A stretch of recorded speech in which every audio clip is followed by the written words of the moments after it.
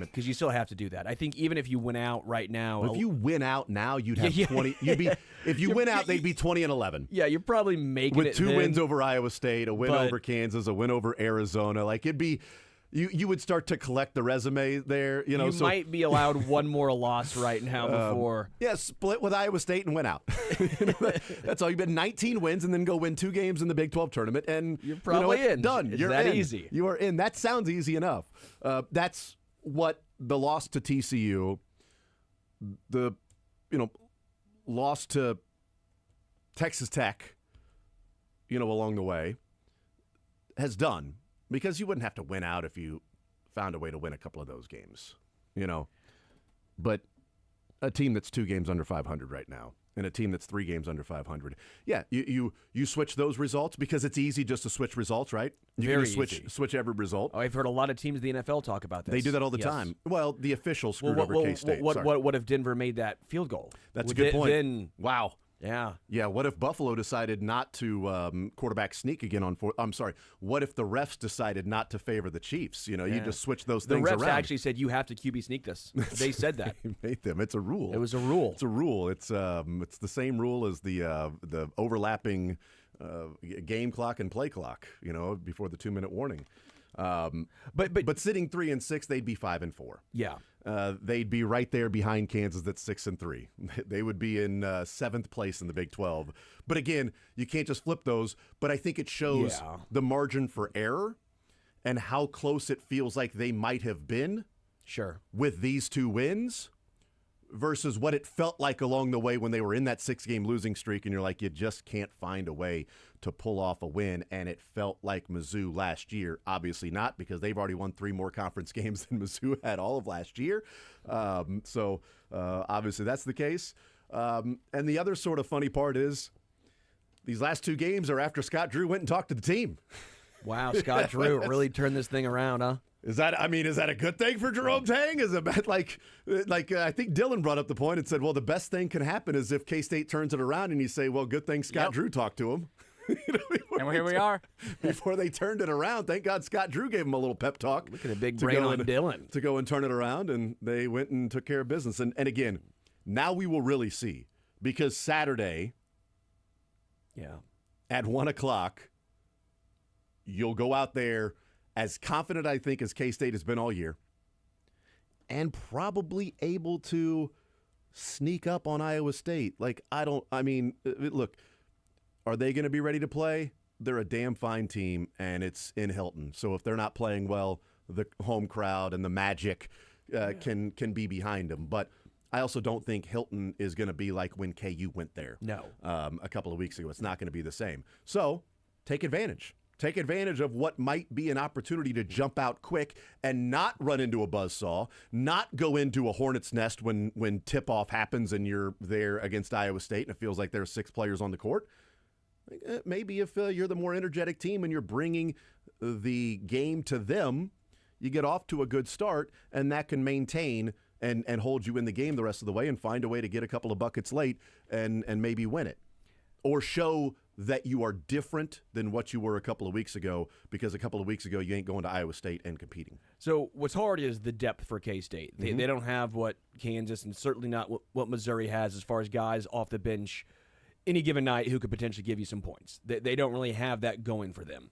What K-State does have going is with Coleman Hawkins and McDaniel being good playmakers, it allows good three-point shooters, guys like Max Jones, who is shooting nearly 40% from 3 this year, and Housen to get open looks because they can drive and dish. The issue is we haven't seen really Housen do this. We haven't seen a 5-for-5 game. They are they're starting 5. It's a well-rounded starting 5. Any given night, one of those guys can give you double digits. But how often are they giving you 20-plus? And how often are you getting points off of your bench? So you really need your starting 5 to, this game notwithstanding, but really play 30-plus minutes a game, all 5 guys, really. And you need Hawkins and McDaniel to be the playmakers while Jones and Housen knock down the open looks that they give you. It also helps when you have 15 steals. Yeah. You force 21 turnovers. Right. They were on the right side of the turnover differential this go-around because in Jerome Tang's time the last couple of years, they've been on the wrong side of that a lot. I mean, they've been the one turning the ball over and trying to have to overcome those things. They were on the right side of the turnovers last night. They were +7 in that regard. Like, yeah, that makes a huge difference for this team if they can be the one that's going out and causing the turnovers. And again, if you're causing the turnovers for the other team, and you've got it, it's a lot to put on the shoulders of Coleman Hawkins, because I don't know that he has the high level ability to be the guy that has it on his shoulders. I think he can do it from time to time. I don't think he's going to be able to consistently show up to a game and say the entire offense in the game runs through me. If I play well, we win. If I don't, we lose. But 15 points, 9 rebounds, and 6 assists for Coleman Hawkins. K-State's going to win a lot of games if he's playing like that. But again, that shouldn't be an expectation for Coleman Hawkins, because it's a Wooden Award candidate. Yeah. 15 points, 9 rebounds, 6 assists. And you're not going to, expect a guy to go, 6 of 10 from the floor, and to present those, plus 3 steals, 3 blocks. Coleman Hawkins was amazing last night. What it really reminds me of, and Oklahoma State fans probably won't like this comp, but it's almost it's almost Cade Cunningham.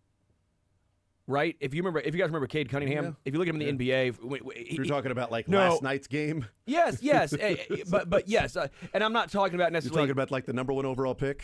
That's why I say let me finish. Let me finish here. Let me have my caveats. I'm just joking. I'm saying, but that's the style of player that Coleman Hawkins is. Cade Cunningham was a different level of that. Well, and he was clearly. He was a combo guard and more of a combo guard and more of a scorer.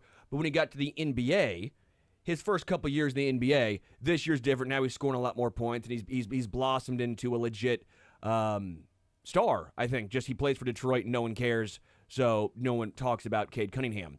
But he's a guy who was almost liable to go for a triple-double, and NBA is different than college because the numbers are a little bit inflated, right? More minutes, all that stuff. But a guy who might give you, 15 in college, 15, 7, and 7. Mm-hmm. Like Coleman Hawkins has that ability, but the difference is, especially in the NBA, it's using the same comp with Cade, when he got to Detroit, there were no one around him. It was just him. So Detroit kept losing games. They lost, 30 straight games or 20. It was something insane, right? And everyone's like, he's a great player, but it doesn't matter because he's not a score-first player. So how much is he going to really affect this organization? Well, then they got guys around him.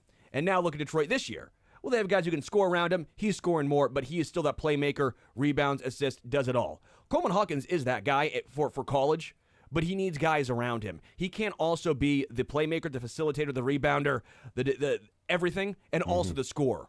He can't be all of those things. There needs to be other scorers for K-State, and that was, again, kind of going back to NIL and roster construction, maybe something that Jerome should have realized. You need a couple other scorers to really take the load off of Coleman. Or sometimes you get what's available. Sure. Sometimes you get it's just like recruiting from the high school ranks. Now we're talking about transfers, but recruiting in the high school ranks, it's like, hey, we need a shooter. Well, here are 5 guys that are out there that are available. We got to recruit one of those 5 to come in, and hopefully we choose correctly. Coleman Hawkins' last 4 games has 27 assists and 4 turnovers. Yeah, it's been great. So he has played. But K-State needed a score, and they went out and got a playmaker. Yeah. They were hoping I think they were hoping Doug McDaniel would be more of an aggressive scorer and more efficient than what he's been. I think there's a hope, certainly. Yeah, 9.8 points a game. And Housen would be a little bit more consistent behind the arc. Yeah, you're right. 9.8 points per game on 38.9% shooting for Doug. Yeah, and he shot almost 40% last year from 3. Yeah. And he's shooting 24% this year from 3. Not great. So that has to improve. If it does, then you're talking about the best version of themselves and where they can ultimately get this year. And we'll see coming up on Saturday at 1 o'clock if K-State can give Iowa State a run for their money. Speaking of money, the Royals spending a little bit more money. Carlos Estevez, very famously known as Emilio's brother. That's how he got his start in baseball, was Emilio opening up doors for him, which was pretty awesome. But Carlos Estevez, a guy who's been a closer the last couple of years in Major League Baseball, and the Royals go and pay him essentially, $10, $11 million per year, because there is that $2 million buyout for the contract for what could be a third year. So it's a 2-year deal. But a guy that has, 26, 31 in for the Angels, so 31, 50. 57 saves over the last 2 years. 57 saves. I was looking at last year's only between the Angels and the Phillies. Yeah. But throwing in the year before with the Angels, before he was traded. So 57 saves the last couple of years. You added a piece to the back of your bullpen to go along with Urseg, to take some pressure off of Harvey, to add to guys that have come in and pitched well, like a Bubic, like a Zerpa, like a Schreiber, guys that sort of solidified their roles as the season went along, and that was without Harvey. So now you've added, hopefully, a healthy Harvey, but he's a guy that's battled injuries his entire career. So hopefully a healthy Harvey and a good enough 2024 version of Estevez with his sub 2.5 ERA, as opposed to, he had 31 saves in LA the year before, but he had a 4 ERA to go along with that. Is he going to be the guy that he is last year? But he also won't need to be the ninth inning guy. You have options now, right? I mean, look, Q likes moving guys around. We know that. Because we were wondering, when are you just going to put Urseg in the ninth inning? Just leave him, put him in the ninth, leave him alone. But Q, throughout the game, saying, this is the spot where the game is going to be won or lost. It's the 8th inning. It's the 7th inning sometimes. This is where the game's going to be won and lost. And the 8th and 9th inning aren't going to matter if we bring in somebody who's inferior to the guy we could go to, and he gives up 3 or 4 runs right here. It doesn't matter. So he's brought Urseg in those moments. Didn't have Harvey to be able to do that.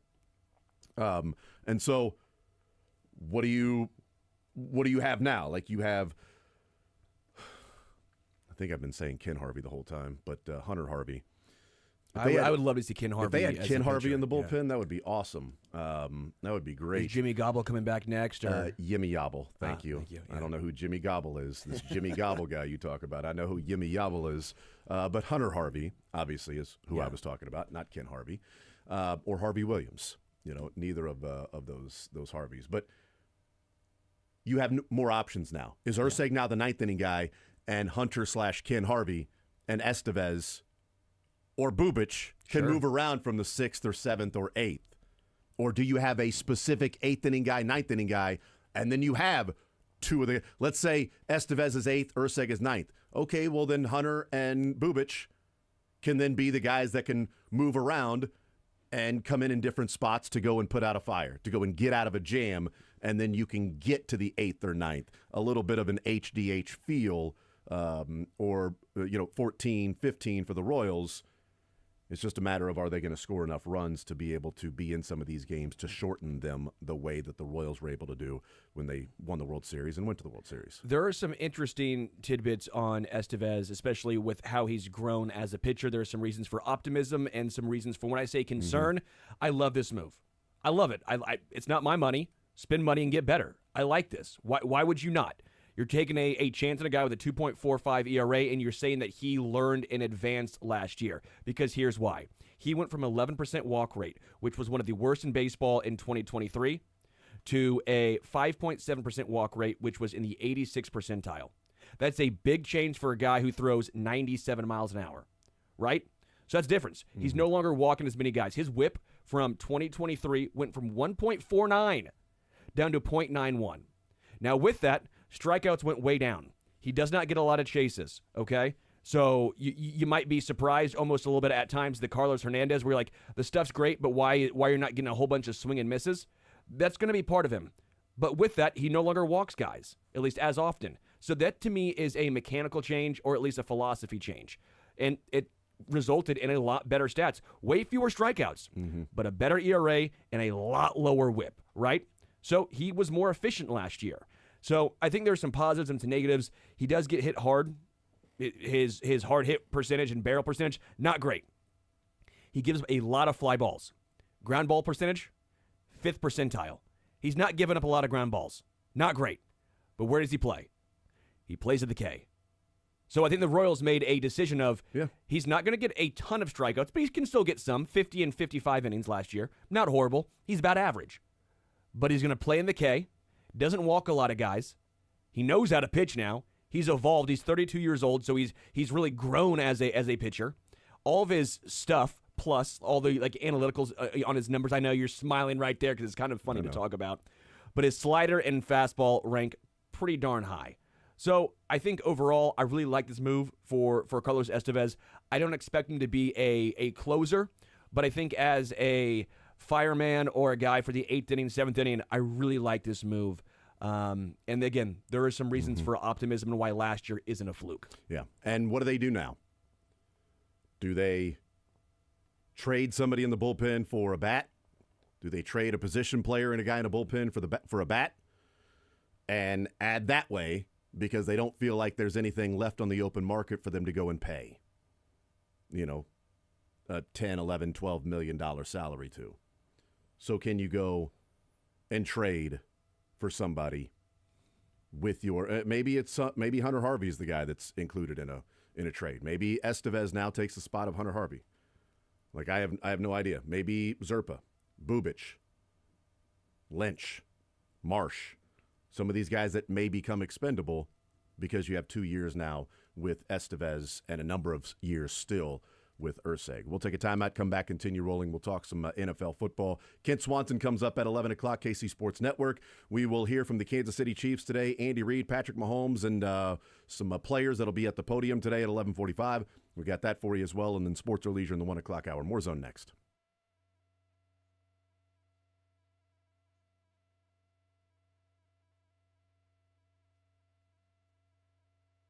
Hey, have you played Pick 6 from DraftKings? Well, you better get on it because it's Super Bowl 59, the last time to play NFL Pick 6 this season. And as the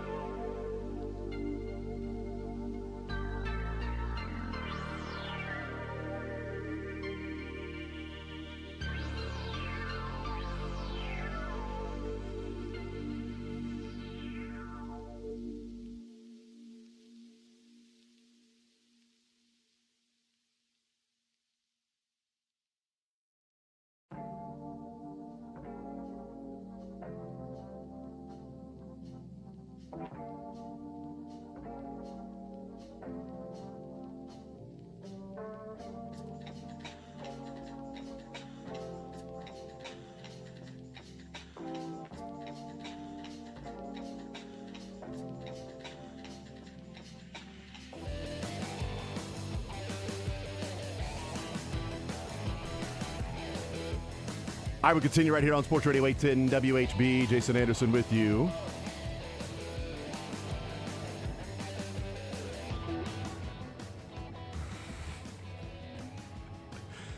So text comes in, and let's just say texter, I'll ask Sterling in the break. My apologies. I wasn't in here during the break there, but I'll ask him at the next break for your question about things you would like to do in Philly. So he's heading to Philly for a vacation. Not sure that's a vacation, but whatever. Heading to Philly for a vacation, and he has some questions about places he may go, or ideas about. Well, there are certain spots he's asking. Let me know where he should go. Let's just say you were a gentleman, and you were thinking about going clubbing.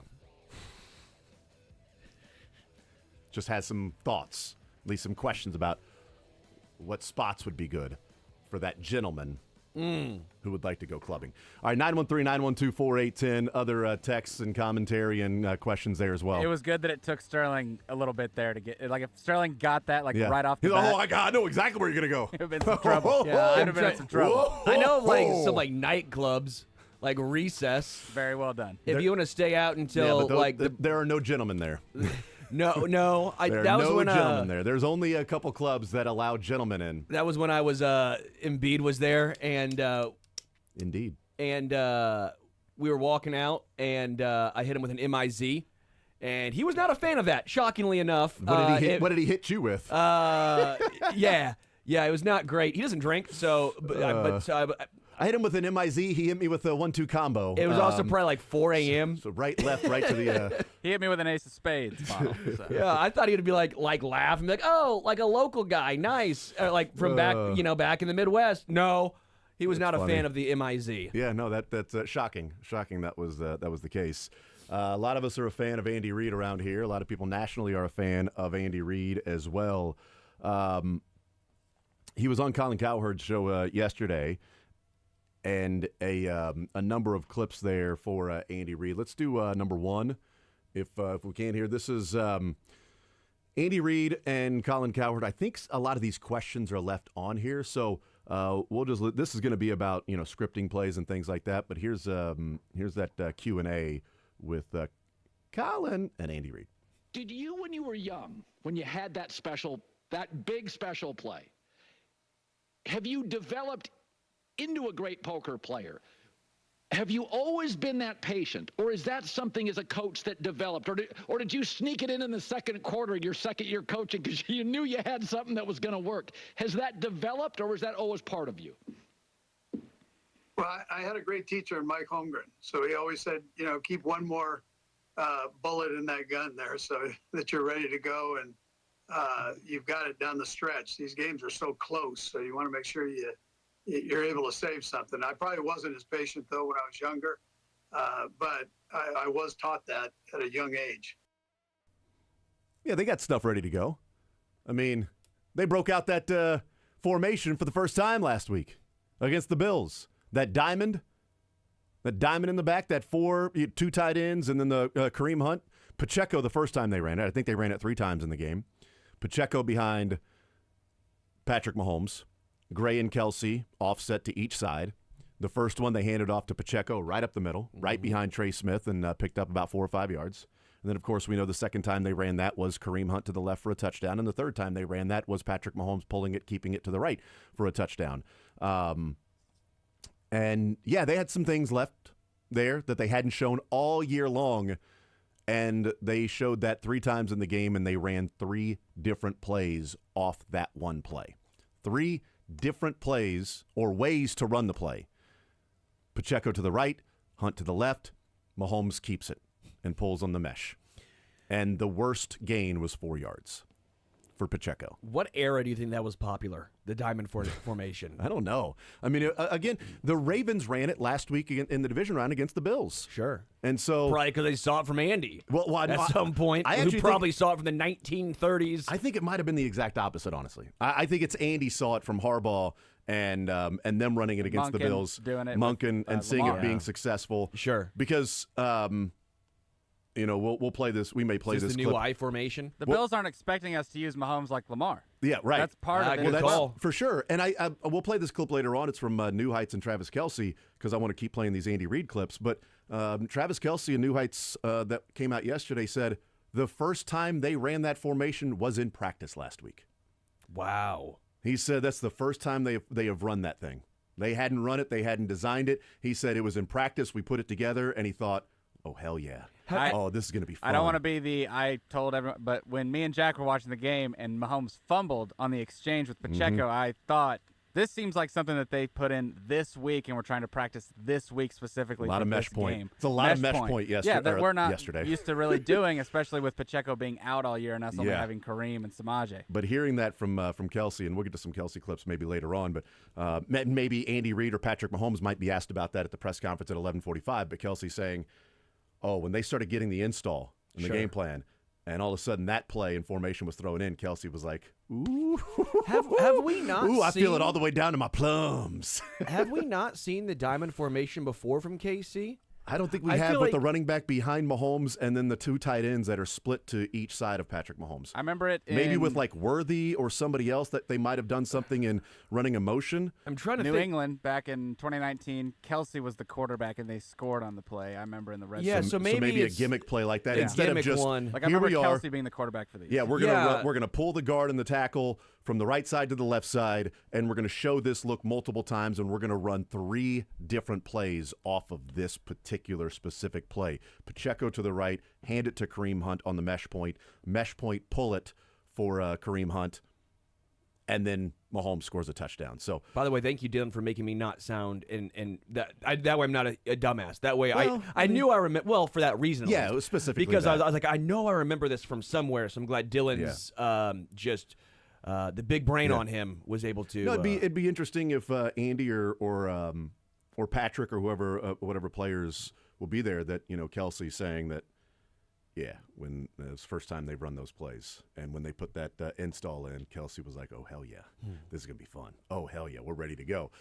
So they were pretty pumped about that, and they scored 2 touchdowns on it. So no wonder it's now on film for the Eagles. Yeah. So the Eagles can spend some time, and you know what? Maybe the Chiefs run it 0 times. Maybe that is not any part of their game plan in the Super Bowl against the Eagles, and maybe that was game plan specific to the Bills. But you know what they've done is now the Eagles are spending time in practice going over when they're in this diamond formation. Here's what they're doing. When this tackle comes over here, here's the mesh point. Here's how we're going to play this. They are spending time now breaking down that formation and those plays that Andy Reid and the Chiefs put on film for the first time last week. Even if they never run it again, they've succeeded in making Philly spend more time because the Chiefs were incredibly successful. So Philly's going to go, we're not letting them beat us on that. We're certainly not going to let them beat us on corn dog. We're not eating corn dogs out there. This ain't LSU. All right, we ain't having that. All right, no way. Here's Andy Reid. I want to skip down to number 4 if we can, just because this is sort of timely with what we talked about with Cynthia Freeland yesterday and how good this team tackling is, and her talking about the Chiefs being one of the best tackling teams in the NFL. And our commentary that we had after the 2022 NFL draft of, the Chiefs lose to the Bengals, and then they go to the 22 NFL draft. They have all those different picks, and they get an incredibly good tackling cornerback in the first round in Trent McDuffie. Really smart, loves to play the run. You get Brian Cook that's going to come up and hit you and tackle. Leo Chanel, physical, going to tackle. Williams and Watson, guys who are good against the run, going to come up and tackle. And when we got on the air on Monday, it was, there's a clear emphasis that Spags and Veach and these defensive coaches have put on. They ain't going to have them missing tackles against the Bengals in the AFC Championship game again. They're not going to be a little bit slower. All right, they went and got they made some different adjustments on different things, and now it's going to be different. All right, Matthew to Reed, Lil Mooney to McDuffie, because Lil Mooney missed that tackle on Pirine on the screen pass when it was 21-3, right before half. And the Bengals had the ball, and they threw that screen pass that was like a 50-yard touchdown. Lou Mooney didn't really look like he was that interested in tackling on that particular play. But anyway, I digress or progress, I'm not sure. But here is here's Colin Cowherd with Andy Reid specifically talking about this team and how good they are at tackling. You're the best tackling team in the NFL. My buddy John Middlecoff, former scout for the Eagles, you may know John, and John always says, this team tackles better than any team I can ever remember. Is that a Spags thing? Is it a reality that you still have physical practices? Not all teams that are talented tackle like you do. Where does that come from? Yeah, I actually hired Middlecoff, so anything he says good, it's a homer deal. But he, Spags does a great job. We work on it year round, so it's he doesn't miss a beat with that. He has guys out there. They're either tackling those giant donut things or they're tackling each other. So it's, but it's part of the game. I mean, you always hear that. If you've played football, you've heard the coach say, this game's about blocking and tackling, right? So you've got to, and that's true. You got to be able to do both or you're not going to be very successful. Look, I've been known to tackle a big donut from time to time. It ain't going to help me on the football field, I'll tell you that much. I love donuts, man. Oh, man, especially the giant ones. Oh, giant donuts are great, man. Those giant cinnamon twists. Yeah, you can share it, and then it's like a Lady and the Tramp. You meet in the middle, like, I ain't sharing, dog. Okay, that's fine. But I think you can develop players, and he talks about, they work on it all year round, right? Okay. I don't think Spags changed. I don't think Spags and the defense changed how they were teaching or developing prior to 2022. I think they drafted mindset players that go and tackle, all right? Because there are cornerbacks that want nothing to do with the run game. We've seen them in Kansas City. We've seen those players that I'm out here to guard a receiver. Trent McDuffie's out there to play defense. Yeah. You need me to guard a receiver. You need me to blitz. You need me to come up and help on the run game. That's what I'm going to do. Jalen Watson, Joshua Williams. Nazi had a big missed tackle in the game, but, Don't think it's from a lack of trying. Yeah, not right. from a lack of effort. Exactly. That's exactly right. He wasn't worried. He wasn't like sort of half-assing it or dogging to get there because, no, he got there. James Cook beat him because James Cook's a really good runner, and it was an unfortunate stiff arm to Nazi Johnson got planted into the ground. But he was there and wanting to do it. I don't think it's just, hey, they're teaching it different. I think you've got to draft those guys. I mean, NFL players have somewhat of a screw loose at times because you are running as fast as you can against a guy who has been lifting weights and training his whole life to run as fast as he can and to hit you. And whoever lets up and sort of tries to, brace is probably the one that's going to lose and maybe get injured. The guy that's going to go in full bore and hit you as hard as he can and no let up whatsoever, that's a different mindset, able to turn it off and turn it on the field. And I think you have to draft those guys. Yeah. You can't just develop that mindset of, I'm going to go and make a tackle on this dude who's 225 and running right at me as fast as he can. L'Jarius Sneed wanted to tackle. Yeah. Wasn't afraid to get in there and tackle.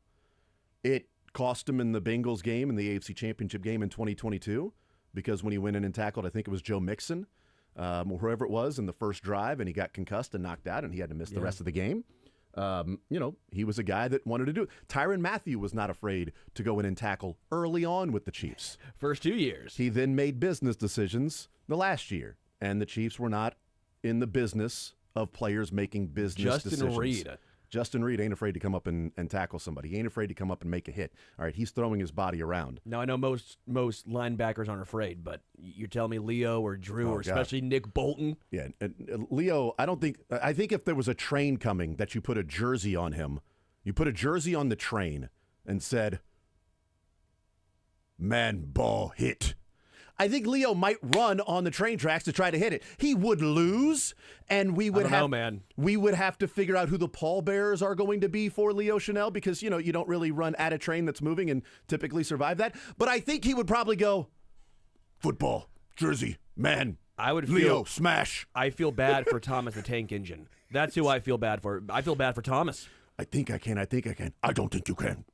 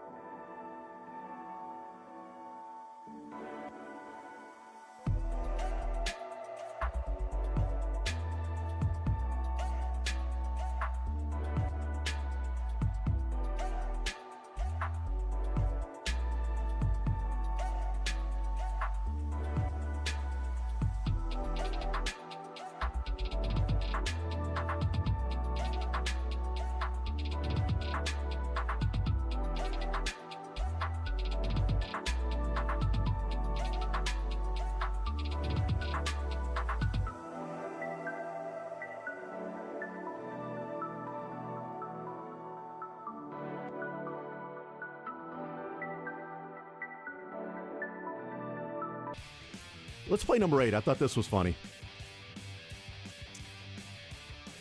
It's about Patrick Mahomes and, like, you know, whether you go for it or don't go for it on fourth down and those decisions that are there. Talking about Patrick Mahomes and maybe having an influence on some decisions made by the coaches in game. Here's Colin Cowherd with Andy Reid on the Colin Cowherd Show yesterday with that. Has he ever talked you in or out of something on the sidelines when the cameras at CBS go on and now it'll be at Fox when we have the cameras on you? Has he ever talked you in or out of something late? No, but he'll have an idea, but normally he just goes, just call it. You know, he just wants you to call. He wants you to call what's on your mind, and you know, he'll go run it. He doesn't get into all that. But I ask him, like, what do you like here? I have no problem with that. Matt Nagy does a great job with that. So it's we try to keep it as open as possible. And as you know, you're a quarterback. Normally, if the quarterback likes something, it's going to get done. Yeah. I love the part where he says, normally it's just call it. And it's not just the finger like, hey, what's the next one? How many times have we seen Mahomes, like, get frustrated after a play? Call the play! Yep. Like, that happened in the game this weekend on Sunday night when he turned around and yelled at the sideline, call the play! So I think they had to take a timeout before a delay a game or something down inside the 10-yard line. Yep. And you heard Mahomes very clearly, call the play! So, yeah, it was funny hearing Andy Reid say that. It's like, no, he's not really talking us in or out of anything. He just wants you to call the play. He just wants the play, and he'll make it work. Give me the play so I know I can get to the line of scrimmage and figure out what play we're going to run or how we're going to run this play. Yeah, the fingers. The it's like it's the pinky, ring, and middle finger. The index finger and the thumb sort of stay the same. You know, he's used to that Texas Tech Pistol Pete or whatever. Or I guess that's Oklahoma State, but you get the point. A lot of Oklahoma State talk today. Yeah, I know. But it's the finger, ring. It's the pinky, the ring, and the middle finger. Just like, come on, what's the next play? Let's go. It's more Oklahoma State, I guess. You know what? That's inaccurate. It's inaccurate to say that Patrick Mahomes has talked them in or out of anything. I'm a man. I'm 30.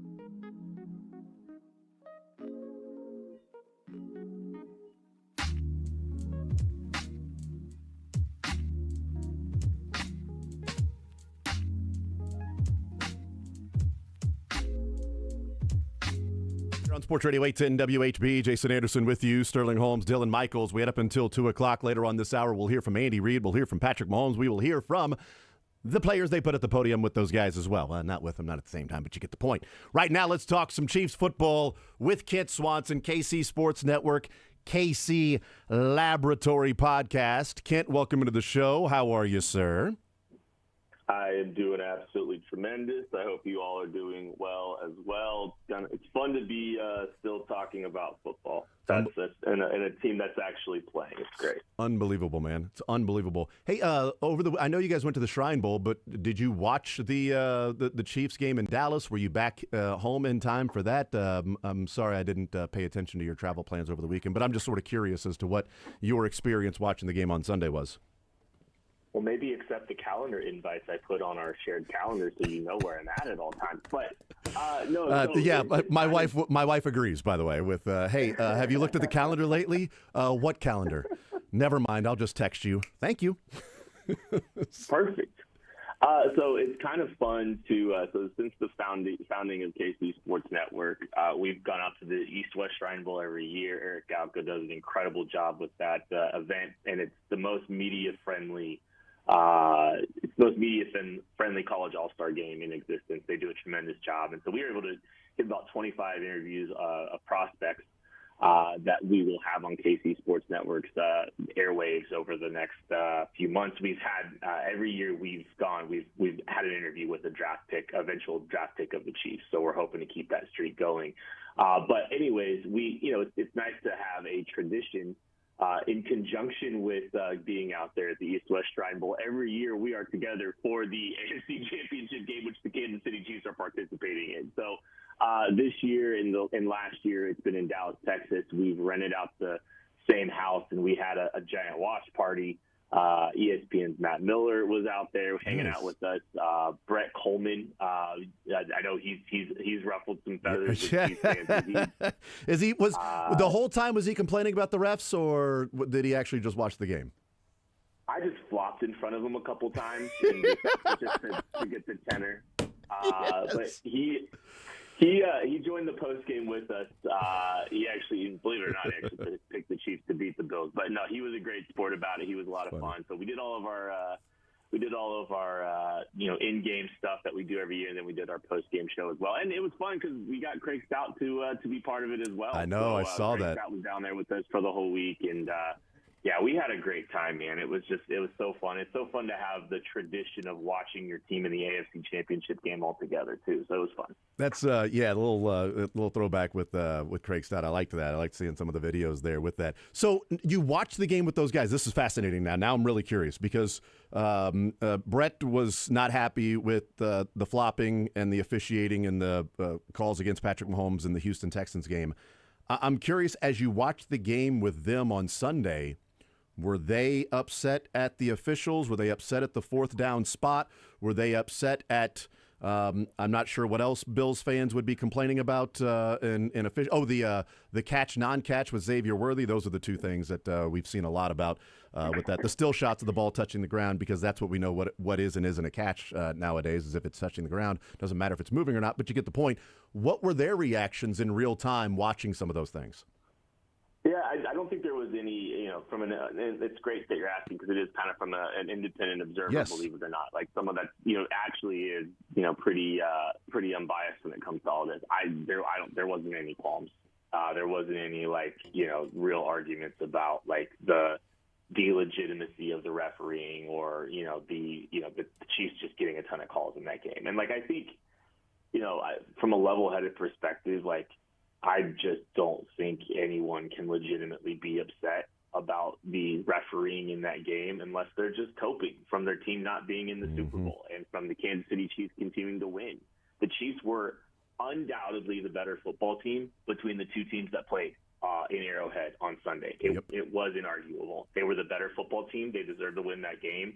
And the Bills are actually kind of lucky that they were able to keep it as interesting as they were, because it took a lot of fourth downs for them to try to get to keep that game interesting. It took every ball bouncing their direction to keep on the ground, every fumble going their direction.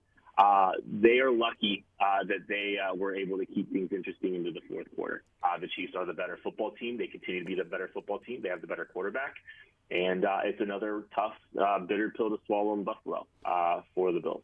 Thank you, by the way, because that is such a part of the conversation that is missed with all the ref talk, that we look and say, well, the Bills had the ball up 1, and they had that 4th and 1 spot, that if that's right, according to Bills fans, then they definitely score a touchdown on that drive. Not to mention that's the second 4th down they had to attempt on that drive. On consecutive set of downs, by the way, they had to try to convert a 4th down. But they definitely would have scored a touchdown on that drive. We know that for a fact. But they recover 5 fumbles. They have 2 different 7-point plays. Well, 13. One was a 6 and one was a 7. 4th down and goals, and they convert them both. Those are 7-point plays. They have other opportunities in the game. They have the Chiefs give a ball away, not a takeaway, a giveaway when the Chiefs were doing anything they wanted. Like, all of those things had to go in the favor of the Bills for them to lose by 3.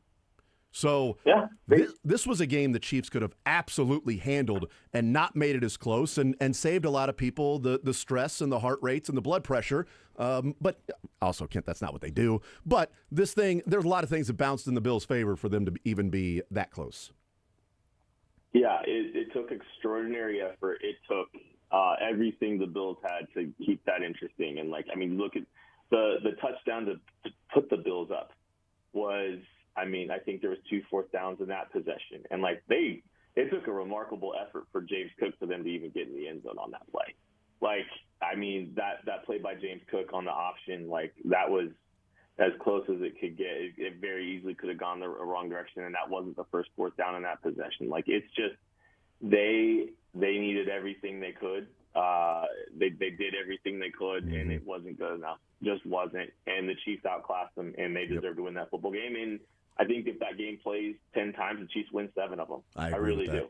Yep, I agree with that, because they don't recover all 5 fumbles, and I don't know that the mesh point happens as often as it does. But I do think the schematics and the Chiefs being the better coach team, having the better head coach, having the better offensive play caller, having the better quarterback, having the better defensive play caller, and having the best defensive players 1 and 2 on the field, all were the Kansas City Chiefs. So all of this talk about how the Bills were screwed by the refs. I just love that, last week Bills fans were offended by Ravens fans saying that the Bills, that the Ravens got screwed on that ridiculous offensive pass interference call that was called defensive pass interference on, by the way, 3rd down, which resulted in the Bills getting 7 points. But it also resulted in the Ravens not getting the ball back that half. That pass interference was called with a minute left in the second quarter. So they got a new set of downs. Instead of kicking a field goal with a minute left, they ran out the rest of the clock and scored a touchdown. The Ravens didn't get the ball back. The Ravens would have got the ball back with a minute to play. And there was also the play on the drive before where Ed Oliver, tackles Lamar Jackson 5 yards out of bounds, and there was no call on that one. Bills fans were just laughing at Ravens fans thinking that had an impact on the game. And then this week, all they're complaining about is the referees. So I don't know. It's surprising that fans are hypocrites. That was a real shocker for me to find that out in real time. But I guess it is. So the takeaway from the Bills game, is it that the Chiefs were just simply the better team? What'd you see offensively and defensively, or just maybe put into perspective what you kind of felt going into the game? Because we talked with Matt last week. We didn't talk to you last week, but what you kind of felt going into the game versus what we actually saw and takeaways from the game. Well, it felt like the season kind of finally started for the Kansas City Chiefs is what it felt like. And I don't know, that emotion and that, just like the vibe, the tenor of not just the team, but the fans, it felt like, this was really the start of the season for the Chiefs. Everything else before it was a formality. And I think what you saw is, I think that reflected in how the Kansas City Chiefs performed. It felt like, that Texans game really looked a little bit like, it was knocking the rust off. And I think if the Chiefs had to pull out more in that game, they totally could have. But they got, they had the long rest. They got the rest off of off the team, and like they're firing on all cylinders there. Offensively looked fantastic. Patrick Mahomes was absolutely on one. The protection was great, albeit against a lackluster pass rush from the Buffalo Bills. Defensively, Spags had answers when he needed to. And again, like it was pulling teeth to every possession for them to drive down the field and to get those scores. And, I think that's a reflection of Steve Spagnuolo and how good he was in that game, even though that team put 29 points on the board. It was by the skin of their teeth, and they needed every single bit of it. So I walked away very impressed by this team. I think I feel extremely good about next week because of what we saw, and I think there's even more. There's more on the table for them, right? And this team is so good when it comes to the situational football stuff, and you saw them execute some fourth downs that are really difficult to try to win, and they won those, and you saw them win the 2-point conversions. They executed at a high level. Yep. They had plays ready at key moments. They had the 4th and 5 on Josh Allen. So impressed by this team, and just very excited about next week because of what we saw against the Buffalo Bills. Visiting with Kent Swanson, KC Sports Network, KC Laboratory Podcast. I have to imagine the Chiefs, when you say it sort of felt like the season started offensively, certainly when you have an idea of what the Chiefs are going to try to break out with Xavier Worthy and Hollywood Brown and Kelsey. They had to just be licking their chops and anxious, thinking the Bills are going to run man. Let's see what we can do. Let's go have some fun. We're going to get man coverage here with these guys. This is going to be a blast. We're not just going to face shell, zone and do the typical thing we've got to do week in and week out. These guys are going to man us up. Oh, hell yeah. Let's do it. That's the first part of that. The second part, I asked Cynthia Freeland this yesterday, and, from a national perspective, but obviously from a local perspective where we sort of dive in a mile deep and sort of an inch wide for the league, where she's more a mile wide of the entire league and more, and less depth with each individual team. So when it comes to the offense and what we saw this past weekend and maybe what we can see against Philadelphia, how much do the Chiefs sort of, as the season goes along in your mind, how much do they build the plane on the fly as the season is rolling? Or how much is that already built and then they're just using different parts of this engine and that engine in different areas in certain games and certainly in the playoffs?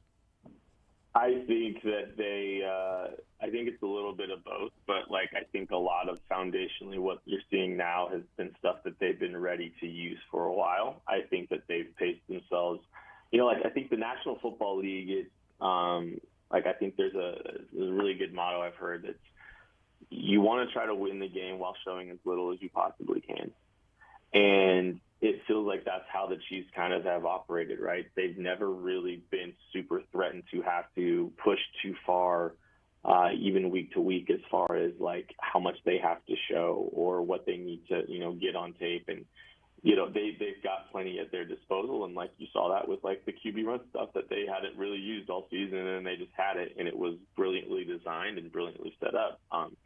I think they've got, they have things in the hopper that they just don't have to show. And I think you just keep winning and winning and winning, and you've got a lot at your disposal. So I think, a lot of foundationally it's been there. I just think, that over time they've had to figure out, what does this offensive line look like? What does the steady, playoff version of this thing look like? And then now you can kind of draw from, the well of what you've established throughout the season and what you've got in the hopper, right? I think now that you know what you are and what you have specifically with, the offensive line getting settled, I think you just move forward with everything that you've got at your disposal based on the limitations that you might have with the offensive line.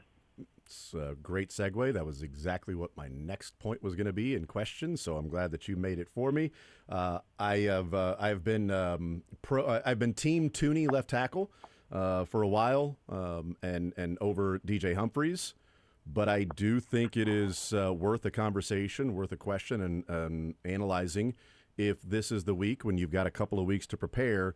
If this is the week that DJ Humphries moves to left tackle and Joe Tooney moves inside, because I do not find the ends or outside linebackers, whatever the Eagles want to call them, to be much of a threat against the Chiefs' tackles. And it is obviously for the Philadelphia Eagles, that interior of Carter and Williams are freaking studly. Sweat, Smith, and Hunt.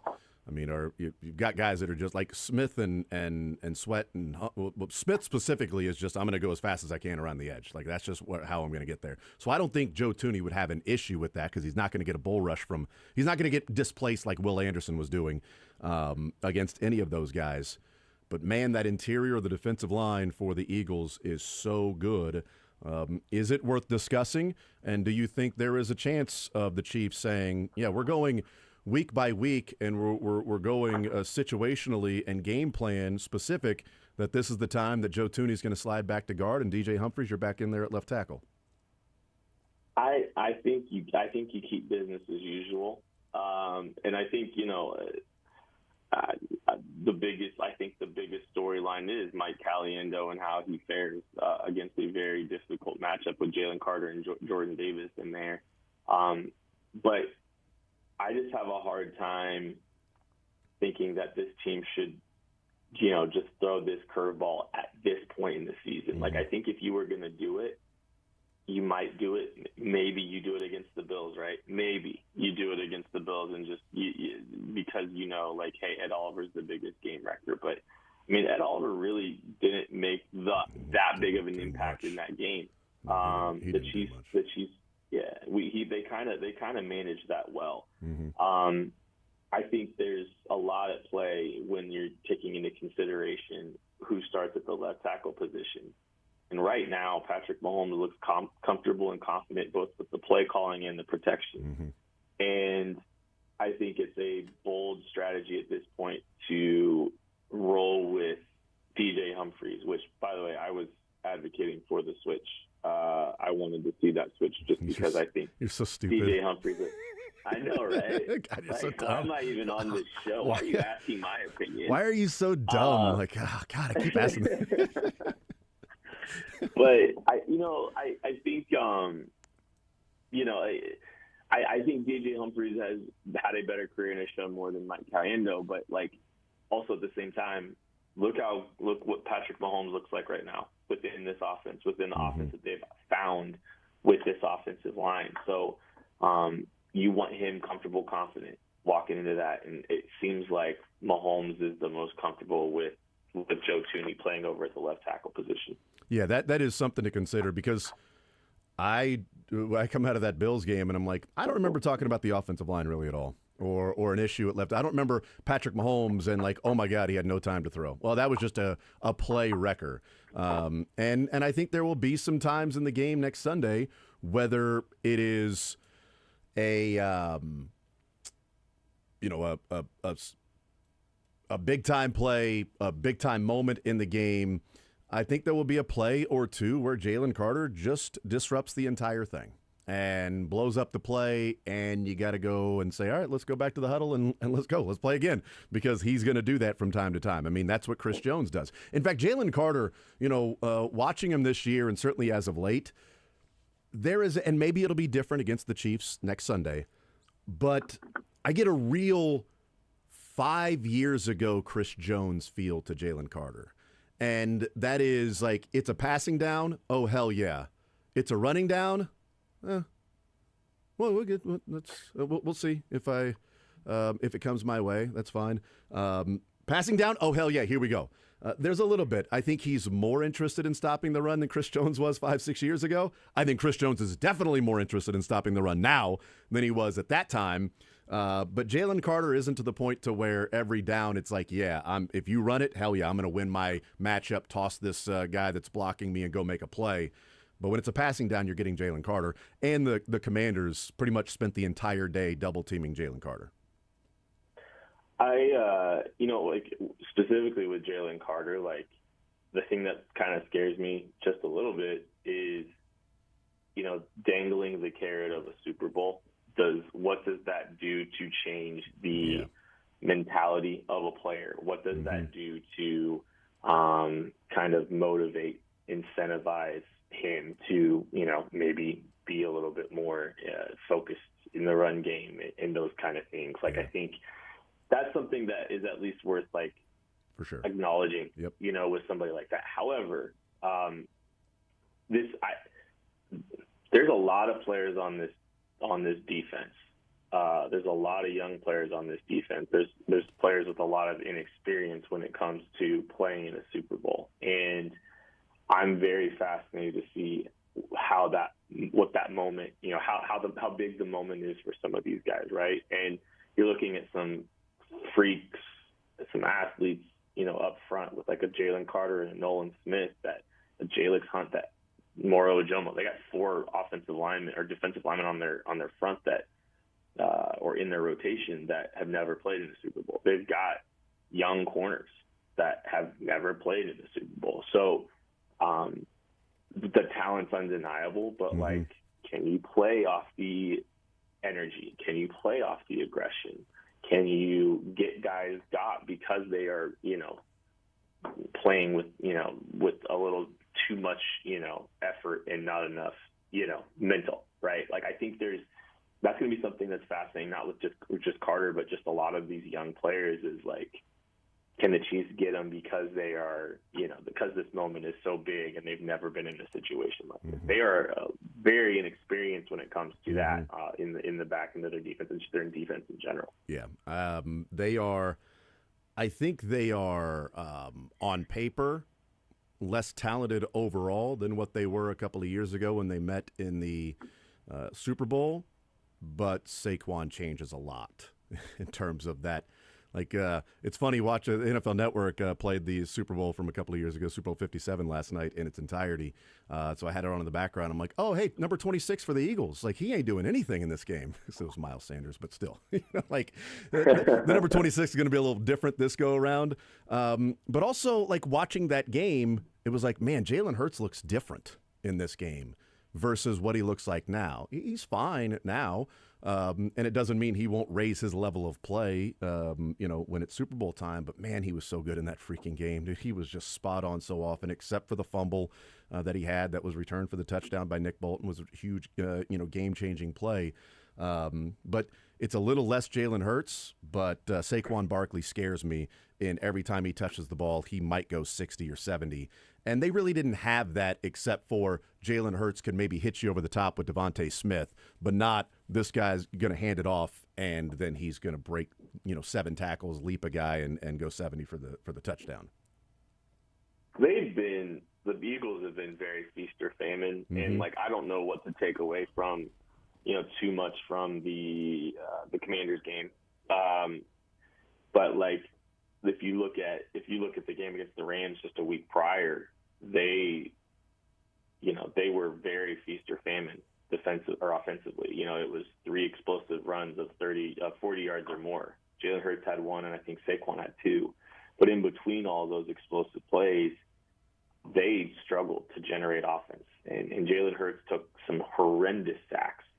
And it was it was tough sledding for him for the vast majority of that game. And they're lucky that they were able to generate so many explosives. And like, one of the co-hosts on the lab on Wednesdays, Matt Hamilton, he just said, if you look at this team and you look at the Eagles and you look at just the Commanders game, you might be a little worried, but like, I don't think anybody was scared of the Eagles before that Commanders game. If you look at what they were doing in the playoffs the 2 weeks prior, Jalen Hurts has been bad. Jalen Hurts is going to have to be the Jalen Hurts from 2 Super Bowls ago if the Eagles want a chance to win this football game. Because I do think Steve Spagnuolo will have a good plan to limit the explosives, reduce the explosives, and shut down Saquon Barkley. So it's ultimately going to fall on Jalen Hurts to try to win this football game for the Eagles. And I think that's a good place for the Chiefs to be heading into that game. Yeah, they were also, -4 in turnovers in that game against the Eagles. And, it got out of hand there at the end with the fumble, turnover on downs, interception, turnover on downs. That was like touchdown for the Eagles. And so it got crazy there in the fourth quarter. But, when you rewatch the game, and I did it the other night, rewatching the game for the Eagles and Commanders, and it's like, I forget the 14-12 lead for the Eagles right before half.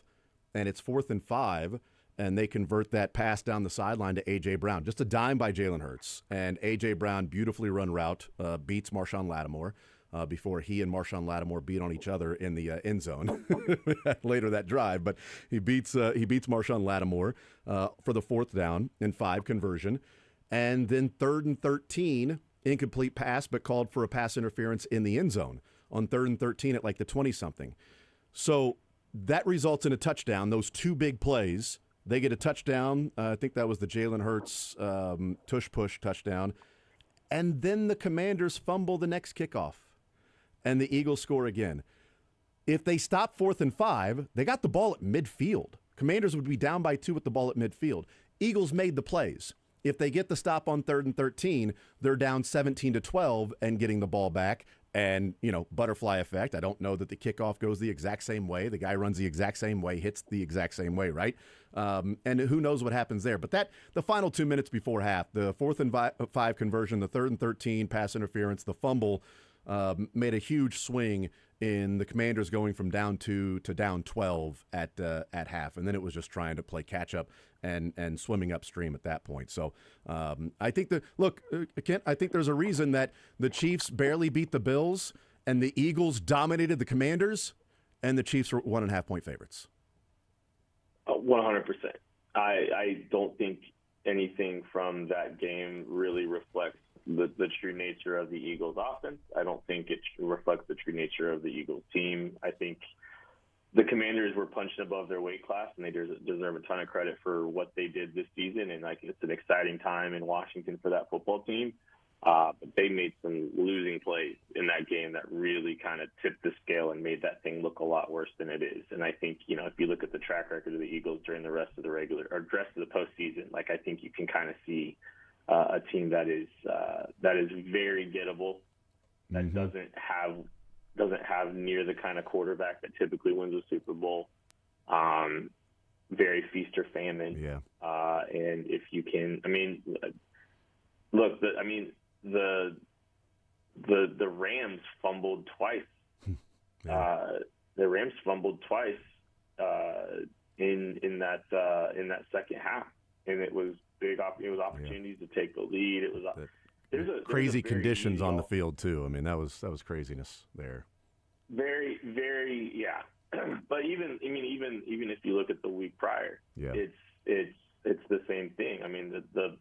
The Packers played poorly. Jordan Love threw 3 interceptions and was largely terrible. 4 turnovers plus 4 in the turnovers were the Philadelphia Eagles in that 22-10 game, and there was again a lot of feast or famine, in that game too. So I don't know. I feel good about where this team is, especially if they can make it Jalen Hurts versus Patrick Mahomes. Yeah. Kent Swanson, the man there at KC Sports Network, KC Laboratory Podcast. Kent, appreciate it as always, brother. Enjoy the week's worth of coverage, the rest of this week and next week, and certainly enjoy the game, and we'll catch up soon, bud. All right. Hey, good hearing from you guys. Absolutely. There's Kent Swanson, KC Sports Network, KC Laboratory Podcast. We take a timeout, come back, more Zone next.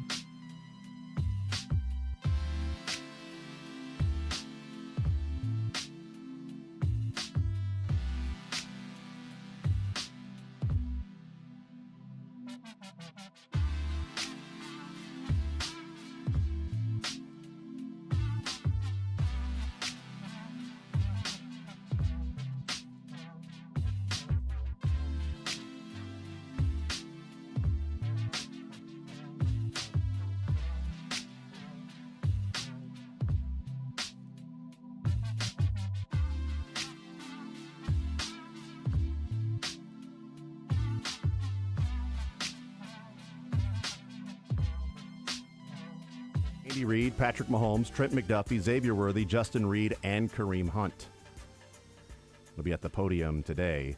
913-912-4810 is the text line. 913-912-4810 text line to be a part of the show, part of the conversation.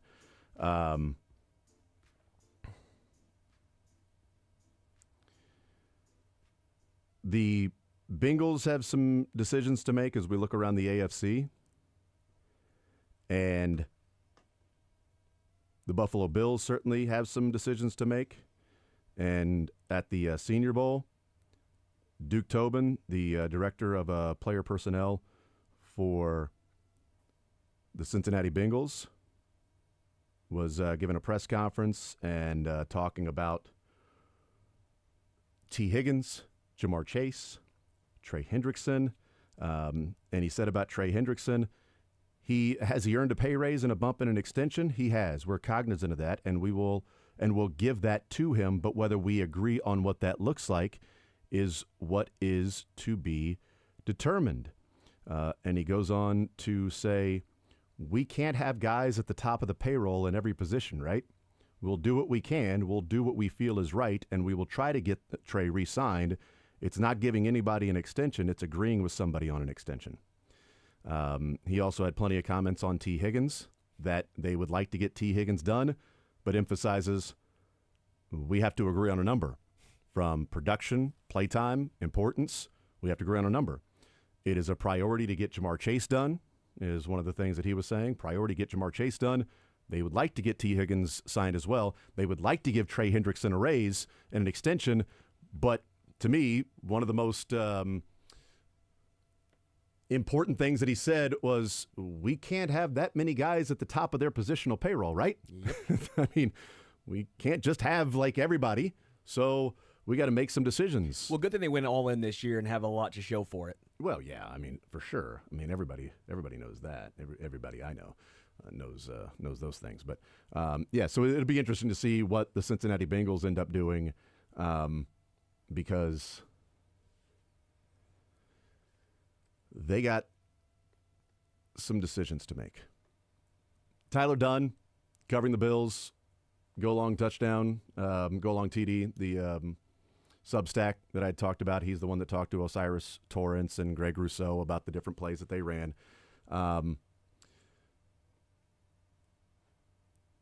Brian Bean, it's Brian, right? The GM of the Bills? Brandon Bean, thank you. It's definitely not Billy, I know that. Brandon Bean. BB, B squared. So Tyler Dunn quoting here on Twitter from B squared. Brandon Bean says, being quite blunt on all things Keon Coleman.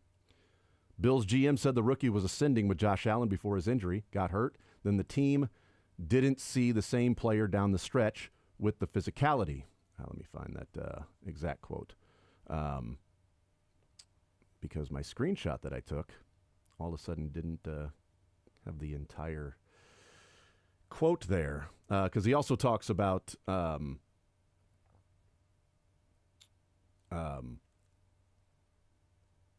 Kincaid and dropping the ball. Oh, this is awesome. Yep, cool. So mouse on the wheel. We want to give it a little more cheese down there so we can get the... well, it's the washing machine. Yeah. It's doing a cycle no big right deal. now. I'll just use the 5G. It's all good. So here he is on Keon Coleman. When he returned from injury, quote, I did not see the same player down the stretch with the physicality and needing to use his size. He's optimistic for year 2, but they want more from Keon Coleman. About Dalton Kincaid. Dalton didn't have the year he or we expected. He has to improve the play strength. He's not as built and muscular as Dawson is. We believe in Dalton. Dalton's a big part of our plans going forward. Nobody here has lost confidence in him. He's not the reason we lost the game.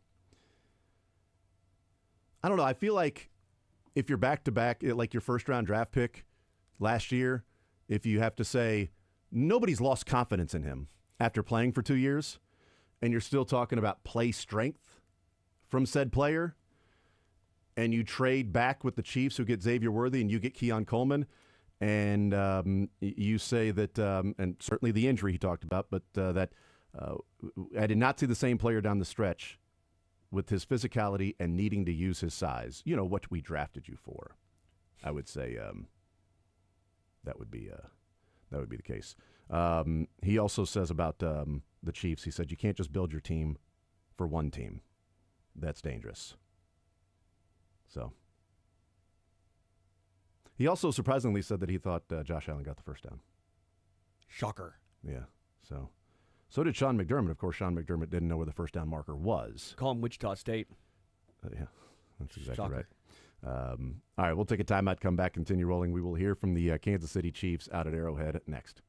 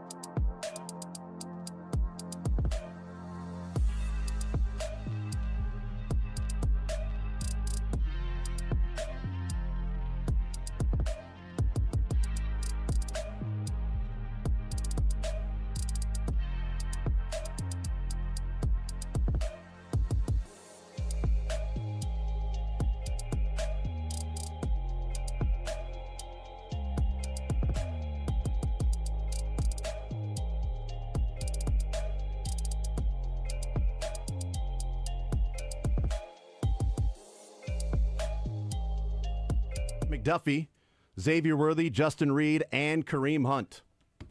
All with some pretty big games there against the Buffalo Bills on Sunday night. Trip McDuffie, pretty awesome. Xavier Worthy, we know what he did. Justin Reed is the man. And Kareem Hunt with the touchdown and eclipsing 60 yards for no particular reason whatsoever. I don't know why it was just the 60-yard. I could have just said he got to 64 yards rushing, but really it was just that he got more than 60. Was kind of cool for Kareem Hunt to do. Why was that, Jason? Well, when you climb up that ladder, it helps. And the 60, boy, really laddered it. I'm glad he didn't lateral anything to lose 5 yards or anything like that. But yeah, it's funny watching the Super Bowl from 2 years ago last night on NFL Network and just seeing a number 21 running around there in the defensive backfield. I'm like, boy, Jaden Hicks, obviously not, but it was Trent McDuffie, right? Number 22 is knocking, is covering guys down the field. I'm like, oh, that's Juan Thornhill. Oh, number 21 is Trent McDuffie. That's right. Yeah, now it's 22 and 21 out there, but flip positions because 21's a safety and 22 is McDuffie. I also forgot Trent McDuffie getting rocked by Jason Kelce in what, I don't know, could have been, viewed as like pretty unnecessary there. Trent McDuffie was coming down to cover Kenneth Gainwell right over the middle, a little pass to Kenneth Gainwell, and he dropped it, and Trent McDuffie was sort of going down as he dropped it, and Jason Kelce just came in and torched Trent McDuffie. I mean, that was like a 6 or 7 yard run. The ball was already on the ground. Bring that up on new heights. The whistle had just started to blow. I mean, so like it wasn't like it was after the whistle or it would have been a penalty. But they talked about it on the broadcast too, about Jason Kelce. Whew, Trent McDuffie, that was close.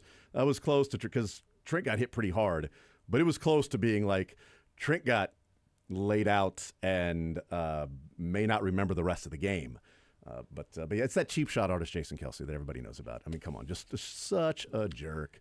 That wasn't his final game though, and not coaching in his final game. Andy Reid, he's up right now. Can't get any more people in here. All right. No injuries to give you here. Look forward to the challenge of playing the Eagles. Heck of a football team.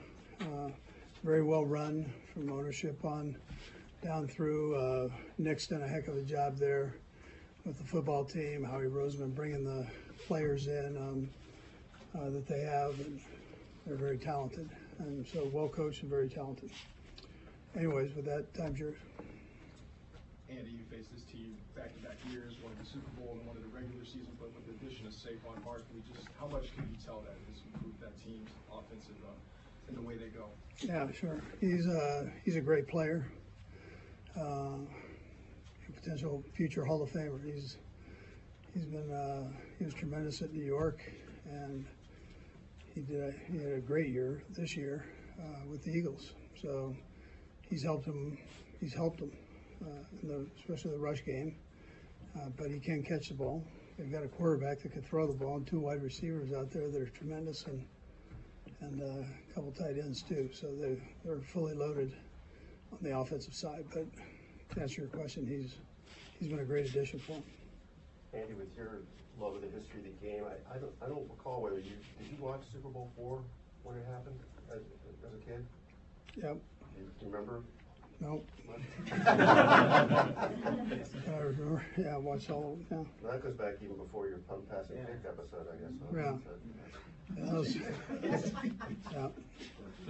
Yeah. Would you ever consent to being mic'd up during a game, like Hank Stram was? Yeah, I'm not big on that. But.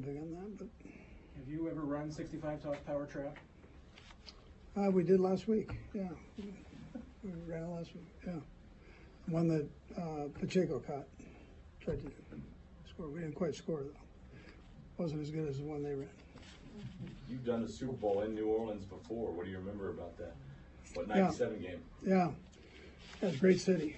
And the hospitality was unreal back then, as I'm sure it will be now. They know how to put on a show.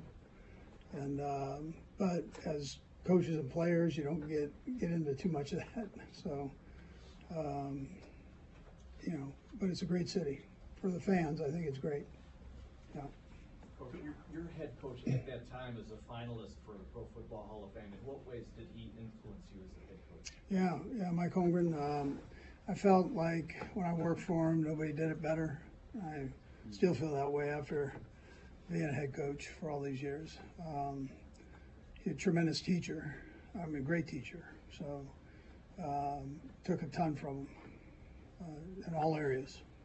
How he dealt with players and also the football part. He's got a great mind. Coach, obviously you can't have great players, but you had great success in your 60s. Bill Belichick did. Is that kind of becoming the new sweet spot for coaches? And if so, why is it, you kind of settle in and are as good as you can be? It seems at that age you get about. Yeah, I think they put something in the Geritol. Listen, I don't know. It's probably the experience, I guess, if you had to, and you got good players, which helps, and good coaches, so good organization. We were fortunate to have all of those things, if there's something in common, with that. But Is patience one of them? Do you find that, yeah, I think you're probably more patient. You've seen a lot to get to that point. And so I know I'm more patient than when I was a younger head coach. Coach, you're up for one finalist for AP Coach of the Year. You won it a couple of decades ago. It's a weird award. Sometimes it's two they don't expect much for. I know you don't care probably if you win this thing, but I think it would be still an honor to be to this point of it with everything you guys have gone through this year that's been recognized by folks. Yeah, listen, I think it's great for everybody involved. Everybody's got a piece of that. So if that happens, it's great. But I look at those more as really a team honor because it's not a one-man show. So you're really saying that your coaches did good, your players have done well, the organization has done well. I mean, if it happened to them, I wasn't even sure that was going on, but you could have just made that up. And when you ran 65 cross power trap last week, was that the first time? And is that also what it's called in your playbook too? Yeah, that's what we call it. So it's a tribute to the old guys. Yeah. Had you run that before? Or was that last No, time? that was the first time. Yeah. A lot has been said about Patrick's locked-innedness in the postseason. Have you seen that evolve over the years that you've worked with him, or has he always been able to maintain just that consistent focus? He's been good with that. I'd say that's been a consistency. You can really see as the season builds up, he's even more focused, and you get to this time of the year, he's really locked in. I'm curious if you've heard any of the reactions this week calling him, Michael Jordan, right? What do you make of those kinds of things? Yeah, I haven't heard anything. I've tried not to listen to anything. I had to do my media things, but I don't tune in during the season at all. Andy, on that, Yeah. I'm sorry. On that, just this continued issue of you guys maybe getting a friendly whistle, taking away from the actual accomplishments on the field. You've probably been asked that before, but just to react to that. The allegations of getting a friendly whistle. There's a change.org petition out there to look at officiating as regards to the Chiefs. I mean, I know you've heard about it. But. Yeah, whatever. I think they balance, everything balances out. I mean, you got a human element there with the officials. These guys are trying to do the best job they possibly can out there, and they take a lot of heat one way or the other, and coaches take a lot of heat one way or the other, so I don't pay much attention to it, but, Coach, does your team use that as motivation? Is that something you're settling into that point where everybody's kind of, you're not the new guys on the block winning. Now people are kind of tired of you winning. Is that? Yeah, I don't care. Honestly, I don't get into that. I don't use that with the guys. I mean, I just want to make sure we get prepped. And as coaches, our responsibility is to give them everything we can give them to be even greater than they already are. And then make sure we're digging in on plays to help them with that, and then for them to focus in on learning it and keeping themselves physically fit and mentally fit to go play. I mean, there's enough to do just with that where you don't even have to pay attention to the other stuff. Coach, one on your plans for this week. Joe Tinney's been so good out of left tackle, but DJ's still in here. Is there any temptation to push Joe back in and go with Humphreys, or will you be sticking to what you've been doing? Yeah, it'll probably be the same. I mean, we'll rotate them all in there, but I think probably end up being the same when it's all said and done. Nate, let's go, Nate. We'll go across the room here. Go, Nate. Two things, Andy. What is it about Spags blitz package that that you find most compelling? Yeah, so he doesn't do it every down. Sometimes you have this stigma of being a blitz guy, and it's when he does it, and then how he knows the protections or the run scheme, for the run blitzes, how he understands the scheme and when to go ahead about using it. So I think that's what makes him so unique and why they're successful. You can blitz, they know the blitz is coming, they pick it up, and it's one of those deals. You call it, the offensive guy calls the right play for that time. His objective is to find when that's not happening. Off the field, because you are going back to New Orleans, mind sharing your favorite meal in New Orleans? Yeah, man, I'll tell you, there is one. Emerald's. Not that I turned any of them down, but when I was with the Eagles, the chef there, the head chef, tremendous chef, he was a huge Eagles fan. So he invited me over, and he said, I'm going to start at the ocean and finish in the mountains. He put me in the kitchen, and he said, have at it. So he says, I'll stop when you're full. So 4 hours later, we were done. Any worries you're going to poison your food this week, then? I probably won't go there. Dave? Andy, I was wondering if you could sort of reconcile the refuge that used to run out and get you hamburgers as an intern in Philadelphia with the refuge that goes out with players now. And did you ever foresee this happening in his career way back then? Yeah, I thought, listen, you could see right from the get-go his energy and how smart he was, and and then his passion for the player side of it. So those guys that came in, I gave them the opportunity to either go personnel or go to the football side. And he was so passionate about the personnel side and just digging in with it and finding guys. And you look at Deshaun Jackson and McCoy and Cox, all those guys. He's throwing those guys on my desk, saying, you got to get these guys. So he just had an eye and a knack for it, and that hasn't changed. Yeah.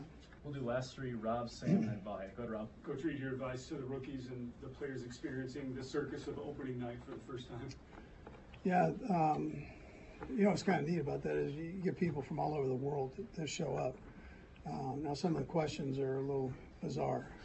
So our Brad G talks to them just about how you handle those. That's important. It might be a joke for them, but what you say is what you say. So you got to be careful how you present it and present yourself. So for the rookies, that's all new.